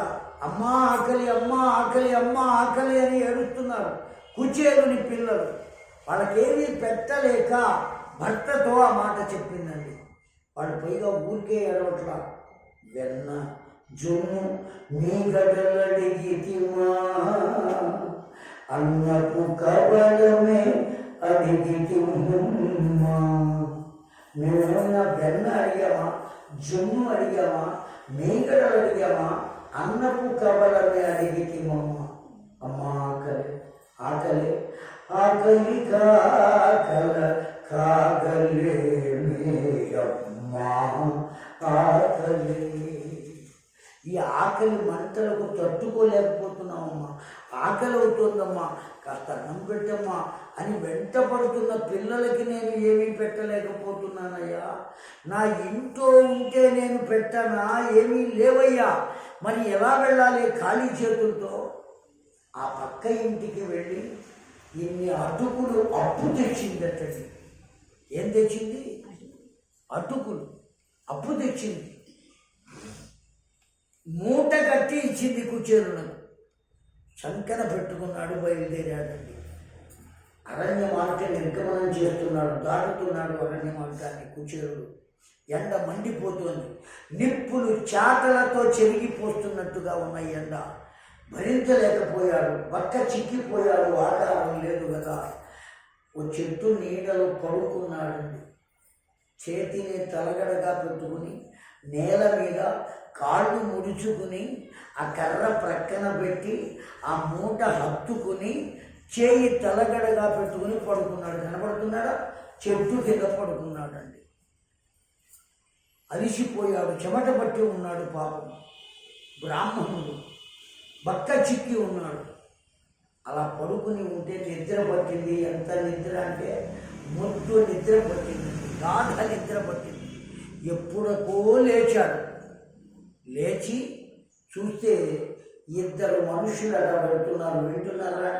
ఇద్దరు మనుషులు పెడుతుంటే వాళ్ళలో ఒకళ్ళను పిలిచే ఓపిక కూడా లేదు. ఎవరికి? కుచేరునికి. చప్పట్లు కొట్టాడు. అందులో ఒకడు వచ్చాడు. నెమ్మదిగా అడిగాడండి, ద్వారకా నగరము ఇంకా ఎంత దూరము ఉన్నది అని అడిగాడండి. నడవలేక పాపం, వెళ్ళలేక ఎంత దూరం ఉన్నది అంటే ఆయన అన్నాడు, నువ్వు ద్వారకలోనే ఉన్నావయ్యా అన్నాడండి. ఏమన్నాడండి? ద్వారకా నగరం దూరం ఏమిటయ్యా, ఇది ద్వారకయే అన్నాడు. అవునా అని ఆశ్చర్యపోయి అటు ఇటు చూస్తున్నాడు. ఈ లోపల మనిషి వెళ్ళిపోయాడు. అయ్యో, ఆయన్ని అడగడం మరిచిపోయాను. కృష్ణయ్య ఎక్కడ ఉంటాడో, నేను ఇంత దూరం నడిచానా అనుకుంటున్నాడు. ఎవరు? కుచేరుడు. వాడు నడిచాడా? ఎక్కడో పడుకున్నాడని. వాడు అక్కడ తన కొరకు వస్తూ చెట్టు కింద పడుకుని ఉన్నాడు అని గమనించిన కృష్ణయ్య గరుడుని పిలిచాడటండి. నా మిత్రుడు అక్కడ చెట్టు కింద పడుకుని ఉన్నాడయ్యా, అలిసిపోయాడు, నడవలేడయ్యా, బక్క చిక్కిన వాడయ్యా, బ్రాహ్మణుడయ్యా, కాస్త దయచేసి ఆ బ్రాహ్మణుడిని నీ వీపు పైన నిద్ర లేవకుండా పడుకోబెట్టుకో, తీసుకొచ్చి ఇక్కడ దింపు, నా ఇంట్లో దింపకు, ఊరి పొలిమేరలలో దింపు అని చెప్పాటండి. రహస్యంగా, తెలియకుండా. ఆ కుచేరుడు నిద్ర లేవకుండా జాగ్రత్త పడి వాణ్ణి తన మూపు పైన పరుండబెట్టుకుని తెచ్చి ద్వారకా నగర పొలిమేరలలో ఓ చెట్టు కింద పడుకోబెట్టి వెళ్ళాడు. ఆ కుచేరుడు వెళ్ళాక కృష్ణుడి దగ్గరికి, ఇప్పటిదాకా నిన్ను మోసానయ్యా, ఇప్పుడు నీ స్నేహితుడిని కూడా మోసాను, ఇంకా వస్తాలే అన్నాడు. వెళ్ళాడు. ఎవరు వెళ్ళారు? ఆ కుచేరుడు. అవునా? ఓ చిన్న పిల్లవాడు కనపడ్డాడు ఆ కుచేరుడికి. వాడిని పిలిచాడు. ఇప్పుడు ఒరే ఇది ద్వారకా నగరమేనా అని అడిగాడు. మళ్ళీ డౌటు. ద్వారకే తాతయ్య అన్నాడు వాడు. కృష్ణయ్య ఇల్లు ఎక్కడ? అది వెనక్కి తిరుగు, ఆ పెద్ద భవనం ఉన్నదే, బోలెడన్ని గదులు ఉన్నాయి. ఆ పెద్ద భవనమే మాకు ఇష్టయ్యది. నువ్వు కావాలా? నీకు ఇష్టయ్య కావాలా? తీసుకెళ్ళమంటావా అడిగాడు ఆ పిల్లవాడు. రాగా నాన్న అన్నాడు. ఆ కర్ర చేత పట్టుకున్నాడు, ఈ అటుకుల మూట పట్టుకున్నాడు, సంకరం పెట్టుకున్నాడు, వెళ్ళాడండి. తీరా అక్కడికి వెళితే ఇద్దరు భటులు ఉన్నారు. ఆగవయ్యా అన్నాడు. లోపలికి పోనీ ఉన్నవాడు. ఈ పిల్లవాడు వాడుతామని వాడు వెళ్ళిపోయాడు.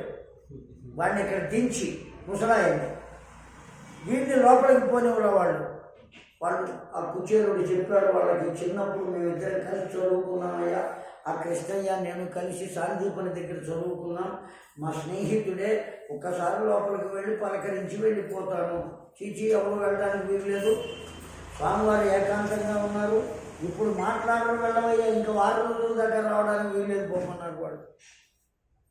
అప్పుడు కుచేరుడు చెప్పాడు ఒక్క మాట, నాయన మీరు ద్వారపాలకులుగా ఇద్దరు ఉన్నారు. ఒకళ్ళు నేను లోపలికి వెళ్ళకుండా నాకు కావలిగా ఇక్కడ ఉండండి. ఒకళ్ళు లోపలికి వెళ్ళి పరమాత్మకు చెప్పండి, పోర్బందర్లో ఉంటాడు మీ మిత్రుడు, అతడి పేరు కుచేరుడు, మీ దర్శనము కొరకు వచ్చాడు అని చెప్పండి. ఆయన లోపల ప్రవేశపెట్టండి అంటే ఆ మాట నాకు చెప్పండి, నేను పెడతాను. ఎవరిని రానివ్వవద్దు అని చెబితే ఆ మాట కూడా నాకు చెప్పండి, వెనక్కి తిరిగి వెళ్ళిపోతాం. ఇదేదో బాగుందిరా మనం లోపలికి వెళ్ళి చెబుదామని ఒకడిని ఇక్కడే ఉంచి ఒకడు లోపలికి వెళ్ళాడు. ఇందాక మనం చెప్పుకున్నాం కదా, బంగారు రేకుతో తాపటము చేసిన ఊయల బల్ల, వెండి గొలుసులతో ఏర్పాటు చేసిన గొలుసులు ఆ ఊయలకు, వెనుక 8 మంది భార్యలు నిలబడి ఊయల ఊపుతుంటే ఆ బంగారు ఆ ఊయల బల్ల పైన కాలు మీద కాలు వేసుకు కూర్చుని ఆ గొలుసులను 2 చేతుల అలా పట్టి తాంబూలమును అందిస్తే నవ్వులుతూ కూర్చున్నాడట. కనపడ్డా? ఎవరు కూర్చున్నది? కృష్ణ పరమాత్మ. ఆ సమయంలో వచ్చాడు ద్వారపాలకుడు. దేవర వారికి క్షేమము కలుగుగాక అన్నాడు వాడు. ఏమిరా ఎందుకు వచ్చావు లోపలికి అన్నారు కృష్ణ పరమాత్మ. జాగ్రత్తగా వింటున్నారా? ఇక్కడే ఉండండి, మనస్సు ఎక్కడికి పంపకండి. ఏమిరా ఎందుకు వచ్చావు అని అడిగారు కృష్ణ పరమాత్మ. వాడు చెప్పాడండి, అయ్యా పోర్బందర్లో ఉంటారట, సాందీపని వద్ద చిన్నతనంలో మీతో కలిసి చదువుకున్నారట, అతడి పేరు కుచేలుడట, మీ దర్శనము కొరకు అనే లోపల కృష్ణ పరమాత్మ లేచి పరుగు పెట్టాడండి. వచ్చాడు అనే దాకా అక్కడ లేడు పరమాత్మ. ఆ కుచేలుడు అనేటప్పటికే కాళ్లకు పంచ కుచ్చెళ్ళు అడ్డు వస్తున్నా సరే సరిదిద్దుకోకుండా పరుగు పెట్టాటండి పరమాత్మ. ఎవరి కొరకు? కుచేలుని కొరకు. అక్కడికి వెళ్ళి ఏం చేశాడు? మెడ మీద చెయ్యి వేసి కుడి చెయ్యి, ఎడమ చేతిని మోకాళ్ళ కింద వేసి కన్న తల్లి పసిపిల్లవాణ్ణి ఒడిలోకి తీసుకున్నట్లుగా కృష్ణ పరమాత్మ కుచేలుని అలా పైకి ఎత్తి, ఇంతకాలానికి వచ్చావా మిత్రమా, నేను ఇప్పుడు గుర్తుకొచ్చానా అని బోరున ఏడ్చాడటండి. ఎవరు ఏడ్చింది? కృష్ణ పరమాత్మ. ఏమి ప్రేమ అండి, ఏమి ప్రేమ! అలా పట్టుకుని లోపలికి తీసుకొచ్చాడు. అష్టభార్యలు చూసి ఆశ్చర్యపోతున్నారు. ఎవడి పక్క చిక్కిన పాపనయ్యా, ఎవరిని ఏమి చిట్టా ఎత్తుకొస్తున్నాడు కృష్ణయ్య, ఏమిటి పరిస్థితి అని. ఏం చేశాడో తెలుసునా అండి? ఇప్పటిదాకా తాను ఏ బల్ల పైన కూర్చున్నాడో ఆ బల్ల పైన కుచేలుని కూర్చోబెట్టాడండి. కుచేలుని కూర్చుండబెట్టి రుక్మిణీదేవికి చెప్పాడు, బంగారు పళ్ళెరమును తీసుకురా అని చెప్పాడు. ఆవిడ పళ్ళాన్ని తెచ్చింది. ఆ బల్ల మీద కూర్చున్న కుచేలుని పాదములు కింద ఉంటే ఆ కుచేలుని పాదముల వద్ద కూర్చుని ఆ బంగారు పళ్ళెరాన్ని కుచేలుని పాదముల క్రింద పెట్టి సత్యభామను పిలిచి నీవు నీరు పొయ్యమని ఆ బ్రాహ్మణుని కుచేలుని పాదములు ప్రక్షాళన చేశాడు పరమాత్మ. ప్రక్షాళన కడిగి ఆ నీళ్లు తన భార్యలకు చల్లి తాను చల్లుకుని ఆ పళ్ళాన్ని పక్కకు పెట్టి అక్కడ కూర్చుని ఆ పాదాలు దగ్గరకు తీసుకుని తన ఉత్తరీయంతో తుడుస్తున్నాడండి. ఎవరి పాదాలు? కుచేలుని పాదాలు.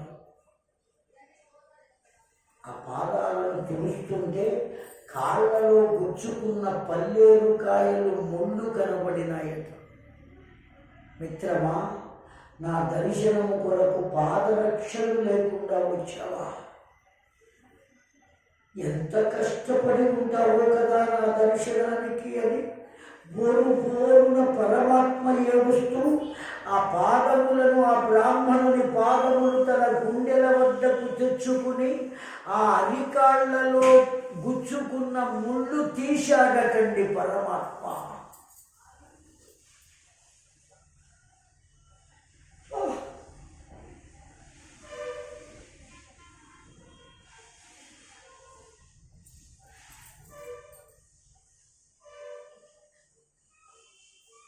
హరి హరి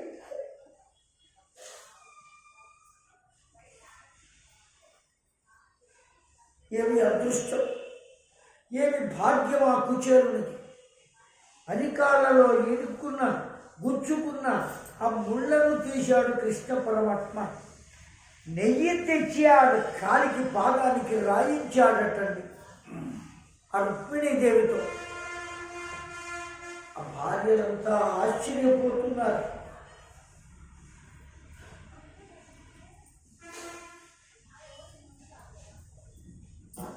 హరి హరి హరి హరి హరి హరి హరి. జయ గోపాల కృష్ణ భగవానుకి. ఆనదండి. అంత సేవ చేశాడు పరమాత్మ. మిత్రమా కుచేలా, ఎప్పుడు బయలుదేరావు? ఎంత దూరం నుంచి వస్తున్నావయ్యా? బ్రాహ్మణులను పిలిపించి నీకు నేను వంట చేయించి పెడతానయ్యా. నేను యాదవుడను కదా, పనికి రాదు కదా నీకు. బ్రాహ్మణులను పిలిపించి వాళ్ళ చేత వంట చేయించి నేను నీకు పెట్టిస్తానయ్యా, అన్నం తినవయ్యా. ఆ బ్రాహ్మణుడే వడ్డం చేస్తాడయ్యా. ఏమని భగవంతుడు కూడా ఎంత ధర్మాన్ని పాటించారో చూడండి. అందరూ ఒకటే కదయ్యా, నువ్వు ఎక్కడ పడితే అక్కడ తినొచ్చు అని చెప్పలేదు భగవంతుడు కూడా. నీవు బ్రాహ్మణుడు కదా, నేను వండితే పనికిరాదు, నా భార్యను వండితే పనికిరాదు, కనుక నేను బ్రాహ్మణులను పిలిపించి వంట చేయించి పెడతానయ్యా. పిలిపించాడు, వంట చేయించాడు.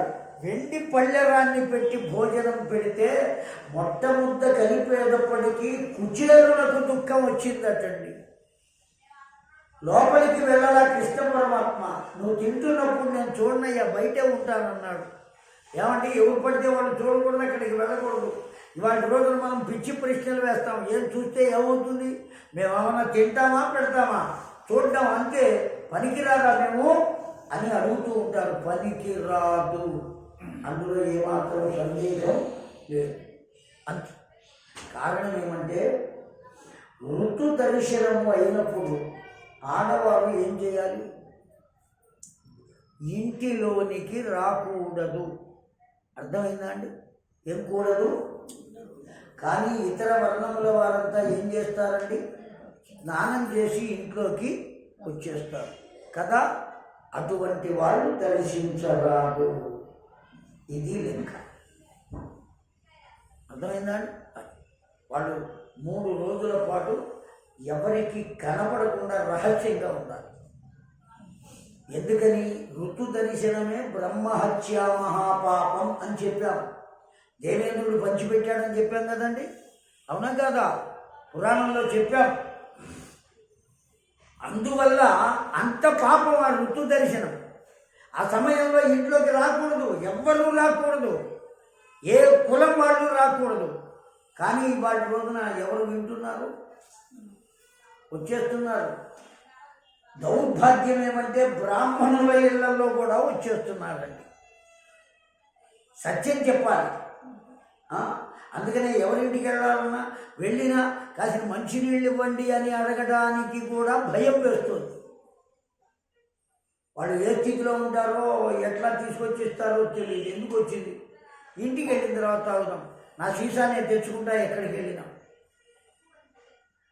అక్కడ పరిస్థితిని బట్టే మంచినీళ్ళైనా తాగుతా, లేకపోతే ఎన్ని రోజులైనా ఉపవాసంతోనే ఇంటికి చేరతా. ఎక్కడ తిన్నాను, నా ధర్మం కాదు. కనుక అంత సేవ చేసి ఆ కుచేలుడికే దుఃఖం వచ్చేసింది అన్నం పెడితే. కృష్ణ పరమాత్మ బయటే నుంచున్నాడండి, గుమ్మం దగ్గర కాపలా నుంచున్నట్టు నుంచుని, మిత్రమా ఎందుకయ్యా దుఃఖపడతావు? నీకు అన్నం పెట్టిన వాణ్ణి వదినమ్మకు పెట్టకుండా ఉంటానా అన్నారండి. ఏమి బాధ్యత భగవంతునిది.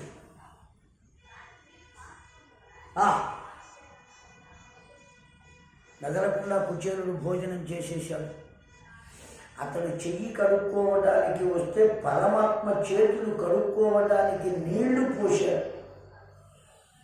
చేతులు కడుక్కోవయ్యా, తాను రుక్మిణి ఎక్కడ పవళిస్తారో ఆ మంచం మీద పడుకోవయ్యా అని చెప్పాడు. కుచేలుడు పడుకున్న తర్వాత పాద సంవహనం చేశాడు కృష్ణ పరమాత్మ. కాళ్ళు వచ్చాడండి. అన్నిటికీ సిగ్గుపడి లాక్కుంటున్నాడు, కాళ్ళు దగ్గరకు తీసుకుంటున్నాడు కుచేలుడు. నువ్వు కాళ్ళు వత్తడం ఏమిటయ్యా, నువ్వు కాళ్ళు కడగడం, నీవు బ్రాహ్మణుడవయ్యా, నీకు సేవ చేయడమే నా ధర్మమయ్యా. ఏమంటే కృష్ణ పరమాత్మ అంతటి వాడు అడిగాడండి. కాళ్ళు పిసుకుతున్నాడు, వచ్చుతున్నాడు. పరమాత్మ మామూలుగా ఏ మనవడో కాళ్ళు పిసిగితేనే నిద్ర పడుతుందే, పరమాత్మయే కాళ్ళు పడితే వెంటనే నిద్ర పట్టింది. చేతులు వేయగానే కొద్దిసేపటికి లేచాడు. చిన్నతరపు విషయాలన్నీ మాట్లాడుకున్నారు. చిట్ట చివరికి పరమాత్మ అడిగాడు, వదినమ్మ నా కోసం ఏమీ ఇవ్వలేదా అడిగాడు. వీడు ఇంతవరకు ఇవ్వలా ఈ కుచేలుడు. మెదలకుండానే ఊరుకున్నాడు. అడిగేశాడు, మా వదినమ్మ నా కోసం ఏమీ ఇవ్వలేదా అడిగేశాడు కృష్ణ పరమాత్మ. ఇవ్వలేదు అన్నాడు కుచేలుడు. ఎందుకు? ఇంత వైభవంగా ఉన్నది బంగారు ఊయల, ఇటువంటి వాడికి ముక్కిపోయి ఆ కప్పు కొడుతున్న అటుకులు ఇస్తే బాగుంటుందా, కనుక వద్దు అనుకుని ఇవ్వలేదు అన్నాడు. ఇవ్వకుండా ఉండదులే అని ఆ కుచేరుడికి చక్కల గిలి పెట్టాటండి. ఈయన పెట్టేటప్పటికి చంకలో ఉన్న మూట జారిపడింది. అసలే ముక్కిపోయి దుర్వాసన వస్తున్నాయి ఆ అటుకులు. అందున వాడు ఆ అటుకుల మూట ఎక్కడ పెట్టాడు? ఇంకా దుర్వాసన. ఏం చేయాలి? అయినప్పటికీ కృష్ణ పరమాత్మ తీశాడండి. మూట విప్పాడు. గుప్పున మురుగు వాసన వచ్చినట్టు వచ్చినాయి అటుకులు. ఏనాటివో అర్థమైందా? గుప్పెడు తీశాడు, నోట పోశాడు. ఆ భార్యలు యనమండుగురు ఆశ్చర్యపోతున్నారు, ఎట్లా తింటున్నాడు వీడు, ఎంత దుర్వాసన వస్తున్నాయి ఇవి అని. అంతటితో ఆగాడా? రెండో గుప్పెడు తీసి నోట్లో పోసుకున్నాడు. మళ్ళీ ఔరా అనుకున్నారు సత్యభామ, రుక్మిణి, జాంబవతి, మొత్తం అందరూ కూడా. మూడో గుప్పెడు తీస్తున్నాడు మళ్ళీ. వెంటనే రుక్మిణీదేవికి ఏదో డౌట్. దివ్య దృష్టితో చూసింది ఆవిడ. చూసేటప్పటికి విషయం అర్థమైపోయి సత్యభామను, జాంబవతిని, మిత్రవిందను, నాగనచితిని మొత్తం అందరినీ పిలిచింది. మిలిటరీ సైనికుల్లాగా వచ్చారు యనమండుగురు. అక్కడ నిలబడితే వాళ్ళతో చెప్పింది విషయం. ఈ మూడో గుప్పెడు కూడా వీడు తిన్నాడా, మన యనమండుగురిని ఈ బ్రాహ్మణుడి ఇంట్లో పని మనుషులుగా పెడతాడే వీడు అన్నారు. అంత సంపద పెరిగిపోతుంది అక్కడ. వెంటనే సత్యభామ వెళ్ళి, నాథ మొత్తం అటుకులు మీరే తింటారా అని అడిగింది. మీరు తింటారా అన్నాడు. మిగిలిన మూట సత్యభామ చేతిలో పెట్టాడు. తిని చూద్దామన్నట్టు. వాళ్ళు తినటానికి అడిగారా, వీడు తినకుండా ఉంచడం కోసం అడిగారు. ఆ మూట పక్కన పెట్టింది. మిత్రమా, ఇంకా నీవు బయలుదేరవచ్చయ్యా. రథాన్ని సిద్ధం చేసి దారుకుణ్ణి రథసారథిగా పెట్టి ఆ రథంలో కుచేరుని కూర్చుండబెట్టి వీడ్కోలు పలికాడండి. చక్కని పట్టు అంచులు కలిగిన వస్త్రములను, అనేకములైనటువంటి ఆభరణములను, అనేకములైనటువంటి ద్రవ్యములను కొన్ని రథములలో వెనుక పెట్టి పంపించాడు. ఎవరికి? కుచేరులకు తెలియకుండా. కుచేరుడు ఈ రథం పూర్వంగా వెళ్ళిందా, వాళ్ళ ఇల్లు ఎక్కడుందో అక్కడికి వెళ్ళాడా? కుచేరుడికి వాళ్ళ ఇల్లు కనబట్టలేదండి. వాడు వచ్చేటప్పుడు అది గుడిసె. ఇప్పుడు అక్కడ గుడిసె లేదు, పెద్ద అపార్ట్మెంట్లే ఉంది, పెద్ద భవనం. లోపల నుంచి 7 వారాల నగలు వేసుకుని కాసపోసే చీర కట్టి కాసంత బొట్టు పెట్టి గేటు తీసి బయటకు వచ్చి దేన్ని వెతుకుతున్నారండి, ఇదే మన ఇల్లు అని వయ్యారాలు పోతూ పలికింది. ఎవరు? కుచేరుని భార్య. ఇంతకుముందు ఏ సంప్రదాయం లేదు, కానీ ఇప్పుడు బోలెడంతా ఉన్నది. ఆ భగవంతుని యొక్క అనుగ్రహం ఉంటే జరగనిది ఏమండి. ఇప్పటిదాకా కుచేరుడికి దరిద్రం ఇచ్చాడు కదా, ఇప్పుడు సంపద ఇచ్చాడు. ఎందుకు అట్లా చేశాడు? ముందే ఇవ్వచ్చు కదా. కాదు కాదు కాదు, కారణం ఉన్నది. నేను చెప్పకుండా మిమ్మల్ని అడగటం నాకు తప్పు. చెబుతున్నా వినండి. చిన్నతనంలో సాందీపని వద్ద కుచేరుడు, కృష్ణుడు వీళ్ళంతా చదువుకునేటప్పుడు ఒక రోజున ఆ సాందీపని భార్య, నైనా అగ్నిహోత్రానికి సమిధలు అయిపోయినాయి, అరణ్యానికి వెళ్ళి సమిధలు తీసుకురండి చెప్పింది. శిష్యులు కదా వీళ్ళు. ఆ కుచేరుడితో చెప్పింది, వెళ్ళేటప్పుడు ఒంటరిగా వెళ్ళొద్దురా, ఎందుకైనా మంచిది, వెంట ఎవరినైనా సహాయంగా తీసుకెళ్ళు చెప్పింది. ఒక చిన్న మూట ఇచ్చి, ఇందులో అటుకులు ఉన్నాయి, దోవలో ఆకలి అవుతుందేమో, మీరిద్దరూ తినండి రా వెళ్ళేవాళ్ళు చెప్పింది. ఆ మూట తీసుకున్నాడు, జేబులో పెట్టుకున్నాడు. కృష్ణ పరమాత్మనే వెంటబెట్టి వెళ్ళాడు అరణ్యానికి. వాడు ఎవరు? కుచేరుడు. సమిధలన్నీ ఏరారు, మూట కట్టారు, కట్టెల మూట. తీరా వీళ్ళు బయలుదేరే సమయానికి జడి వాన పడింది. కదలలేకపోయారు, తడిసిపోయారు. ఓ చెట్టు కింద కూర్చున్నారు. ఎలా కూర్చున్నారు? ఇది చెట్టు అయితే ఇటువైపు కుచేరుడు, ఇటువైపు కృష్ణుడు కూర్చున్నాడు. ఎందుకు? నీళ్లు పడకుండా ఉండడం కోసం. పక్క పక్కన కాక ఇటువైపు ఒకడు, ఇటువైపు ఒకడు. అలా కూర్చున్న తర్వాత కుచేరునకు గుర్తుకొచ్చిందండి. ఏమని? అటుకులు ఇచ్చింది కదా అమ్మగారు, మా గురుపత్ని. తీశాడు, నోట్లో పోసుకున్నాడు. కరకరలాడుతున్నాయి. అందున వర్షం పడుతుంది కదా, అటుకులు చాలా బాగున్నాయి, రుచి అనిపించింది, నోట్లో పోసుకున్నాడు. కరకరలాడుతున్నాయి. ఇటువైపు కూర్చున్న కృష్ణ పరమాత్మ అడిగాడు, ఏమిటో కరకర శబ్దం అవుతుంది, టకటక అన్నాడు. ఈ కుచేరుడు ఏమన్నాడో తెలుసిన? కొంత భాగం వాడికి పెట్టాల్సి వస్తుందని మొత్తం తానే తినడానికి ఏం చేశాడు? వర్షం పడింది కదరా, చలికి వణుకుతూ కింది దంతాలు పై దంతాలకు తగిలి టకటక శబ్దం వస్తోందిరా అన్నాడు.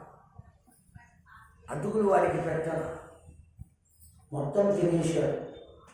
తన వంతు తనకు రావలసినవి తనకు వచ్చేంత వరకు కుచేరునకు దరిద్రమే.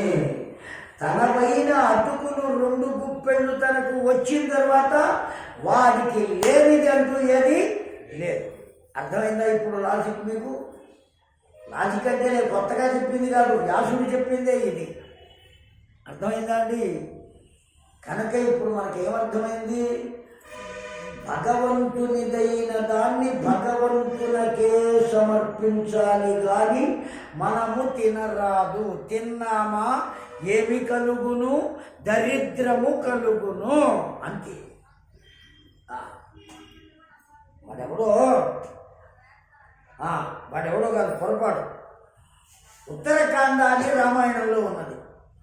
అర్థమైందండి? 6 కాండాలు కాకుండా ఉత్తరకాండాన్ని రామాయణంలో చివరికి ఉన్నది.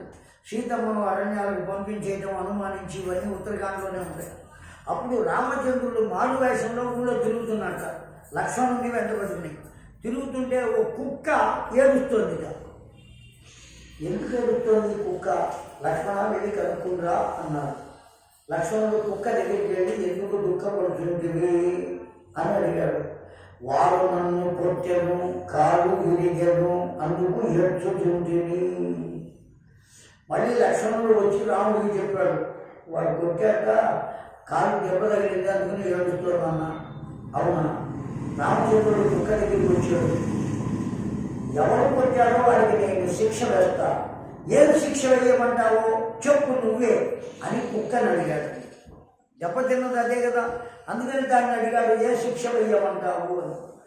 ఈ ప్రక్కనే ఉన్న రామాలయానికి వాడిని చైర్మన్గా చేయవయ్యా అని అడిగిందిట. ఎవరు? ఆ కుక్క. అర్థమైందని వింటున్నారా? ఈ పక్కనే ఉన్న రామాలయం ఉన్నది, దానికి చైర్మన్గా వేయవయ్యా వాడిని. రాముడికి ఆశ్చర్యం వేసింది. నిన్ను కొట్టాడు, నీకు బాధ పెట్టాడు కదా, గుడికి చైర్మన్గా వేయమంటావేమిటి అని అడిగాడు. రామయ్య తండ్రి, గడచిన జన్మలో నేను ఈ గుడికే చైర్మన్ని. చైర్మన్ అయిన కారణం చేత కుక్కగా పుట్టా. ఇప్పుడు వాడిని చైర్మన్గా చేయి, వచ్చే జన్మలో వాడు ఏమై పుడతాడు? కుక్క పుడతాడు. ఇందులో సందేహం లేదండి. కారణం ఏమంటే భగవంతునికి ఆ గుడికి చైర్మన్గా ఉండే కన్నా సముద్రాన్ని ఈదటం మంచిది. భగవంతుని సొమ్ము ఉన్నదే చాలా ప్రమాదకరమైనది. ఒక్క పైసా, అర పైసా అయినా సరే భగవంతునిదైన వస్తువుని కనుక మనం వాడుకున్నామా, మనకు ఏం వస్తుంది చెప్పండి? ఇప్పుడు దరిద్రము జన్మ జన్మలకు వెంటపడుతుంది, ఒక్క జన్మ కాదు. తెలిసిందా అండి? భగవంతుని సొమ్ము పట్ల చాలా చాలా జాగ్రత్తగా ఉండాలి, నిశ్చితంగా ఉండాలి. అంతే. మనకు లేకపోతే పస్తు పడుకోవచ్చు, కానీ భగవంతుని సొమ్ము మాత్రం వాడకూడదు. అందువల్ల తనదైనటువంటి అదుపులు తనకు వచ్చేంత వరకు కుచేరులకు దరిద్రం. ఇప్పుడు అర్థమైందా అంటే కరెక్ట్గా సరిపోయిందా యాక్ట్? కనుక తనదైనది తనకు వచ్చేంత వరకు ఆ మొక్కు చెల్లుబడి అవ్వాలి, లేకపోతే వాడు పీడిస్తూనే ఉంటాడు భగవంతుడు. ఎందుకయ్యా భగవంతుడికి అంత ఆశ అని అనుకోవచ్చు. కాదు, మనము మన మొక్కుబడిని తీర్చుకోవటం వల్ల మాట నిలబెట్టుకున్న వాళ్ళం అవుతాం. అర్థమైందా? మన మాటను మనమే నిలబెట్టుకోవడానికి కావలసిన పరిస్థితిని వాడు కల్పిస్తున్నాడు, అంతేగాని ఆశ మాత్రం కాదు. అర్థమైందండి? కనుక ఆ కుచేరుని అంతగా కాపాడి సంపద ఇచ్చాడు. జయ గోపాలకృష్ణ భగవానుకి. అర్జునుడు, పాండవ మధ్యముడైనటువంటి అర్జునుడు సుభద్రాదేవిని ప్రేమించాడయ్యా. ఆ కృష్ణ పరమాత్మ లీలలు ఎలా ఉంటాయో చెబుతున్నా విను. ఓ పరీక్షణ్ మహారాజా, సుఖయోగేంద్రుడు అంటున్నాడు, అర్జునుడు ఎవరిని ప్రేమించాడు? కృష్ణుని చెల్లెలైన సుభద్ర. సుభద్ర కూడా అర్జునుడినే ప్రేమించింది, కోరుకున్నది. కానీ ఒప్పుకోని వాడు ఎవరయ్యా అంటే బలరాముడు ఒప్పుకోవడలా. ఎందుకంటే పాండవులకు పైసా లేదు, ఉన్నదంతా కౌరవులు దోచుకున్నారు. అందుకోసమని ఆ అర్జునుడికి ఇస్తే నా చెల్లెలు సుఖపడుతుందా, వారితో పాటు అరణ్యాల్లో ఉండాలి, లేదా బ్రాహ్మణ వేషం ఎత్తుకుని బెత్తనెత్తుకోవాలి, ఎందుకు వచ్చింది నా చెల్లెల్ని ఇవ్వను అన్నాడు. కానీ వాళ్ళిద్దరూ ప్రేమించుకున్నారు, పొందాలి. ఏం చేయాలి? అర్జునుడు కృష్ణ పరమాత్మ పాదాలు పట్టుకున్నాడు. బాబా నువ్వే ఏదో చేయాలి.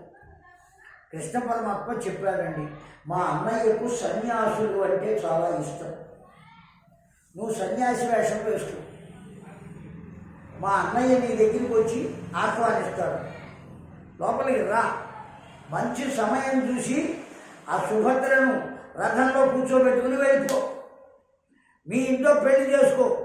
పెళ్ళి అయిపోయిన తర్వాత ఏం చేయలేదుగా, ఈ ఉపాయం మొట్టమొదటి చెప్పిన వాడు ఎవడు? కృష్ణుడే. ఎవరికి చెప్పాడు? అర్జునుడికి చెప్పాడు. ఎవరైనా పెళ్ళయిన తర్వాత ఆశ్రమ స్వీకారం చేస్తారు, భార్య పోరు పడలేక సన్యాసం పుచ్చుకుంటారు. అవునాగా? అంతే. ఖచ్చితంగా ప్రతి ఒక్క మగవాడు జీవితంలో ఒక మాట అనకుండా ఉంటాడండి. నేను చాలా తప్పు చేసి తిని అంటాడు వాడు. ఆ భార్య కూడా నోరు మూసుకుని ఊరుకోదు. ఏమిటో ఆ తప్పు అని ఒక్కరు తిరుగుతూ అడుగుతుంది. నిన్ను పెళ్లి చేసుకుంటే అంటాడు వాడు. అసత్యమా అండి? కాదు. నిన్ను పెళ్లి చేసుకోవడం నేను చేసిన తప్పు అంటాడు. అంటాడా? పెద్ద కొడుక్కి మళ్ళీ సంబంధాలు వెతుకుతూ ఉంటాడండి. పెళ్లి చేసుకోవడం తప్పన్నవాడు కొడుక్కి సంబంధాలు ఎందుకు వెతుకుతున్నాడండి? ఊరికే పైకి అన్నాడే కానీ వాడికి మనస్సులో ఉద్దేశం ఏమీ లేదు. తప్పు చేశారని తెలుసుకున్నారు కదా, నా పుట్టింటికి వెళుతున్నా అని వదలకుండా వెళ్ళిందనుకోండి, అచ్చుకుంటూ మళ్ళీ బస్సు ఎక్కి అత్తగారింటికి వెళ్తాడు. బతికిలాడి రాజు బాబు పొరపాటునన్నాను తెచ్చుకుంటాడు. ఏమండి? ఎప్పుడు వదిలిపెట్టి ఉండలేదండి. కనుకనే ఎవరైనా లోక సహజం పెళ్ళి అయిన తర్వాత సన్యాసం, పెళ్ళి చేసుకోవడం కోసం సన్యాసం తీసుకున్నాడు ఎవరు? అర్జునుడు. వేషం వేశాడు, సన్యాసి వేషం. ఆ ఊరి పొలిమేరలో, ద్వారకా నగర పొలిమేరలో చెట్టు కింద కూర్చున్నాడండి. హరి ఓం హరి ఓం హరి ఓం అంటున్నాడు. కృష్ణ పరమాత్మ అక్కడికి వచ్చాడు. మా అన్నయ్య నేను పంపుతా, నిన్ను లోపలికి తీసుకొస్తాడు. ఏదడిగినా సరే అస్తు అస్తు అను, ఇంకో మాట మాట్లాడావో అన్నాడు కృష్ణ పరమాత్మ. అలాగే బావా, నువ్వు ఎట్టా చెబితే అట్టా అన్నాడు. లోపలికి వచ్చాడు. బలరాముడికి చెప్పాడు, అన్నయ్య ఎంత అందంగా ఉన్నాడో ఆ స్వామివారు. చెట్టు కింద కూర్చుని తపస్సు చేసుకుంటున్నాడు. హిమాలయ పర్వతాల నుంచి వచ్చాట. ఆయనకు ఎంత వయస్సు ఉన్నదో ఆయనకే తెలియదట. ఇప్పుడు ఎట్టా ఉన్నాడో తెలిసిన 16 ఏళ్ల పిల్లవాని వలె ఉన్నాడు. చాలా గొప్పగా ఉన్నాడయ్యా అని అన్నగారికి చెప్పాడు కృష్ణుడు. అవునా? ఆ బలరాముడికి యతీశ్వరులు అంటే పిచ్చి, సన్యాసులు అంటే అంతే. రథం వేసుకున్నాడు, బయటికి బయలుదేరాడు బలరాముడు. అక్కడికి వెళితే ఎట్లా ఉన్నాడండి? సినిమా హీరోలాగా ఉన్నాడు వాడు. హీరోనే. ఇప్పుడు సన్యాసం పుచ్చుకున్నాడు కావాలని. దేనికోసం? పెళ్లి కోసం. ఆ చెట్టు కింద కూర్చున్నాడు. ఓం నమ శివాయ, ఓం నమ శివాయ, ఓం నారాయణాయ వాడిస్తాడు. స్వామి తమను ఎక్కడి నుంచి వచ్చారు? కృష్ణుడు ఏం చెప్పాడు వాడికి? అస్తు అస్తు అన్నమాట. మళ్ళీ అస్తు అస్తు అన్నాడు. ఎక్కడి నుంచి వచ్చారు అంటే అస్తు అస్తు అంటారు. అయ్యా మీ నామధేయం, ఆశ్రమ నామధేయం అస్తు అస్తు, అన్నిటికీ ఇదే. అందుకనే వెనకాల పరిగెత్తుకుంటూ వచ్చాడు కృష్ణ పరమాత్మ. అన్నయ్య వారు మాట్లాడు, ఈ 2 మాటలు తప్ప ఇంకా మాట్లాడు. నేను ఇందాక నుంచి ఏవో అడిగి తలబద్దలు కుట్టుకున్నాను. అందుకే నిన్ను పంపా. మనం ఆయనకి సేవ చేయడం తప్ప ఇంకేం చేయలేము అన్నయ్య. సరేనన్నా, పల్లకి పిలిపించు, స్వామివారిని మన రాజ్యంలోకి తీసుకువెళ్దాం అన్నాడు బలరాముడు. పల్లకి సిద్ధం చేశాడు. అర్జునుడిని దాంట్లో కూర్చోబెట్టుకున్నాడు. ఏమి భాగ్యం అండి అర్జునుడిది! ఒక ప్రక్కన బలరాముడు, ఇంకొక పక్కన కృష్ణ పరమాత్మ. ఆ పల్లకి కొమ్ములను భుజాన పెట్టుకున్నారండి. తన భక్తుడైన వాడికి వివాహం జరిగి ఆనందాన్ని కల్పించడం కోసం భగవంతుడు ఆ పల్లకినే మోశాడు. లోపలికి తీసుకెళ్ళారు. చక్కగా ఓ గది అప్పచెప్పారు ఆయనకి, అర్జునుడికి. జపం చేసుకుంటున్నాడు కూర్చుని, దొంగ జపం. ఆయనకి భిక్ష పెట్టడానికి ఎవరిని పంపించారు? సుభద్రను పంపించారు. ఆ రోజుల్లో ఓ సంప్రదాయం ఉండేది. పెళ్లి కాని ఆడపిల్లలను పెద్దలకు సేవ చేయడానికి ఉంచేవారు. సేవ చేస్తే ఆ పెద్దలు వాళ్ళను ఆశీర్వదించేవాళ్ళు. క్షిప్రమేవ కళ్యాణ ప్రాప్తిరస్తు. వాళ్ళకు పెళ్ళైపోయారు. పెద్దల పాదాలకు నమస్కరిస్తే ఆశీర్వదిస్తారు, పలకరిస్తే పలకరిస్తారు, అంతే. అందువల్ల క్షిప్రమేవ కళ్యాణ ప్రాప్తిరస్తు. ఆ ఆశీర్వచన బలం చేత పెళ్ళైపోయాయి. అందుకని ఇప్పుడు పెళ్లి కాలేదు కదా సుభద్రకు. ఆ సుభద్రను ఆయన దగ్గరికి పంపారు. అసలు సన్యాసి కదా, భయపడవలసిన పని లేదు.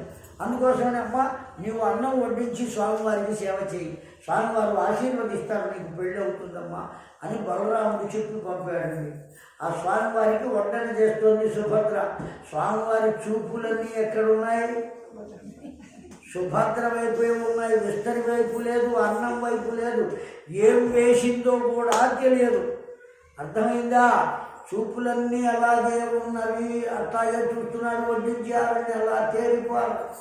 వడ్డనంతా అయిపోయింది, అయినా సరే చూపులు మరల్చలేదు. అక్కడే నిలబడి చేతులు కట్టుకున్న బలరాముడు స్వామి వడ్డన అయిపోయింది అన్నాడు. ఓహో అస్తు అస్తు అంటూ మళ్ళీ ప్రాణాహుతులు తీసుకోవడానికి నీళ్లు చల్లాడు. చుట్టూ తిప్పాడా, అలా వేలు పెట్టి ఆవిడ వైపే చూస్తున్నాడు. ఈ మెతుకులు 5 సార్లు నోట్లో వేసుకోవాలి కదా, ఆ మెతుకు తీసి ఇక్కడ పెట్టుకొనేను, నోట్లో వేసుకోలేదు కదా. నవ్వుతావేమిటమ్మా? ఏం చేశాడు అర్జునుడు? ఇక్కడ పెట్టుకుని అర్జునుడు బలరాముడు అడిగట్ట కృష్ణుని, కృష్ణయ్య దేవుడిగా ప్రాణాహుతులు తీసుకోవడానికి ఆ మెతుకులు నోట్లో వేసుకుంటాడు కానీ ఇక్కడ పెట్టుకుంటాడు ఏమిటిగా? ఏమి స్వామివారురా అడిగాడు. అన్నా అనుమానించవలదు, తస్యా శిఖాయా వచ్చే పరమాత్మ వ్యవస్థిత అన్నారు కదా. అందుకనే మెతుకులు మొట్టమొదట ఇక్కడ పెట్టి తర్వాత భోజనం చేస్తారు. మనం ఉండకూడదు, వెళ్ళిపోదాం పదా అన్నాడు. ఓహో ఇందులో ఇంత రహస్యం ఉన్నదా అని బలరాముడు తను వెళ్ళిపోయాడా. ఇక తిన్నది చాలు లే అన్నాడు కృష్ణుడు. ఎవరిని? అర్జునుడిని. రథం అక్కడ రెడీగా ఉంచే సిద్ధంగా. సుభద్రను తీసుకుని వెళ్ళి దాంట్లో ఎక్కువ పారిపో, వెళ్ళి మొదటి నుంచి అలవాటే. రుక్మిణీదేవిని అట్టాగే తీసుకొచ్చాడు కదండి. నీవు నేర్పునే విద్యయే వీరజాక్ష అన్నాడు. ఆ సుభద్రను చెయ్యి పట్టుకున్నాడు.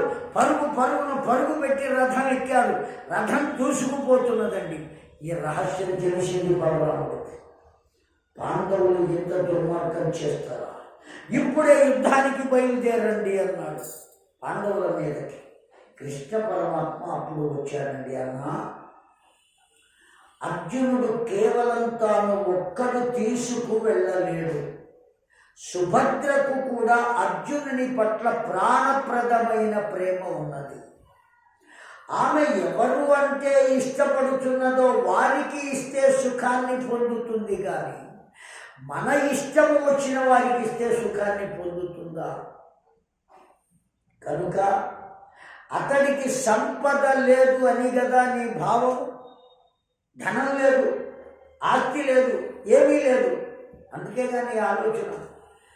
మన పిల్లను ఇచ్చి ఏనాడు వివాహం చేశామో మన ఆస్తి కూడా అతడి ఆస్తి కాదా? మన బంధువే కదా. ఏమండి, బాంధవ్యం కలుపుకోవడం దేనికి? వీళ్ళు మా బంధువులండి, వారు మా వియ్యాల వారు. చాలా పొరపాటు. ఆ వియ్యాల వారు కూడా మనకు బంధువులే. బాంధవ్యం పెంచుకోవడం కోసమే వివాహం. అర్థమైందండి? కనుక ఎప్పుడైతే సుభద్రను వివాహం చేసుకున్నాడో అతడు మనవాడవుతాడయ్యా. మన దగ్గర సంపద ఉన్నది కదా, అతన్ని గురించి ఆలోచించడం ఎందుకు అన్నా నా మాట వినవయ్యా అంటే మెత్తబడిన బలరాముడు పాండవులకు కబురు పంపితే ఆ సుభద్రను అర్జునుడు వెంటబెట్టుకుని వస్తే ద్వారకా నగరంలోనే సుభద్రార్జునుల యొక్క వివాహము వైభవంగా జరిగింది. వచ్చిన వారినందరినీ భోజనాలకు లేవండి అని పిలిచాడు బలరాముడు. మనం కూడా భోజనాలకు లేద్దాం అని మనవి చేస్తూ స్వస్తి. దశమస్కంధం మొత్తం అయిపోయిందండి సుభద్ర పరిణయంతో. సాయంకాలం ఇంకా ఏకాదశ ద్వాదశ స్కంధములు. ఇవాళ చివరి రోజు మనకు చక్కగా పరమాత్మ యొక్క దివ్యత్వం మరల ఎప్పుడో భాగవతం. ఆ ఎప్పుడూ వింటూనే ఉండాలి అనిపించవచ్చు. విచిత్రం ఏమంటే 7 రోజుల నుంచి 9 అయ్యేటప్పటికల్లా వస్తున్నారు, 12 అయ్యేటప్పటికల్లా వెళుతున్నారు. 12 సాయంకాలం పూట 7 కూర్చుంటున్నారు, 9 వెళుతున్నారు. రేపటి నుంచి 9 అయ్యేటప్పటికి, రేపు కాదు ఎల్లుండి నుంచి 9 అయ్యేటప్పటికి ఏమనిపిస్తుంది మనకు? రోజు వెళ్ళి అక్కడ కూర్చునేవాళ్ళం, వాడు వాగుతూ ఉండేవాడు, వింటూ ఉండేవాళ్ళం. ఇవాళ ఏమీ లేదు కదా అని ఖచ్చితంగా అనిపిస్తుంది మనకు. అలా అనిపించగలిగేదే భాగవతం కనుక అంత దివ్యమైన స్థితి కలుగుతుంది పెద్దలారా. స్వస్తి స్వస్తి ప్రజాభ్య పరిపాలయంతాం న్యాయేన మార్గేణ మహీమహీషాః గోబ్రాహ్మణేభ్యః శుభమస్తు నిత్యం లోకాః సమస్తాః సుఖినో భవంతు.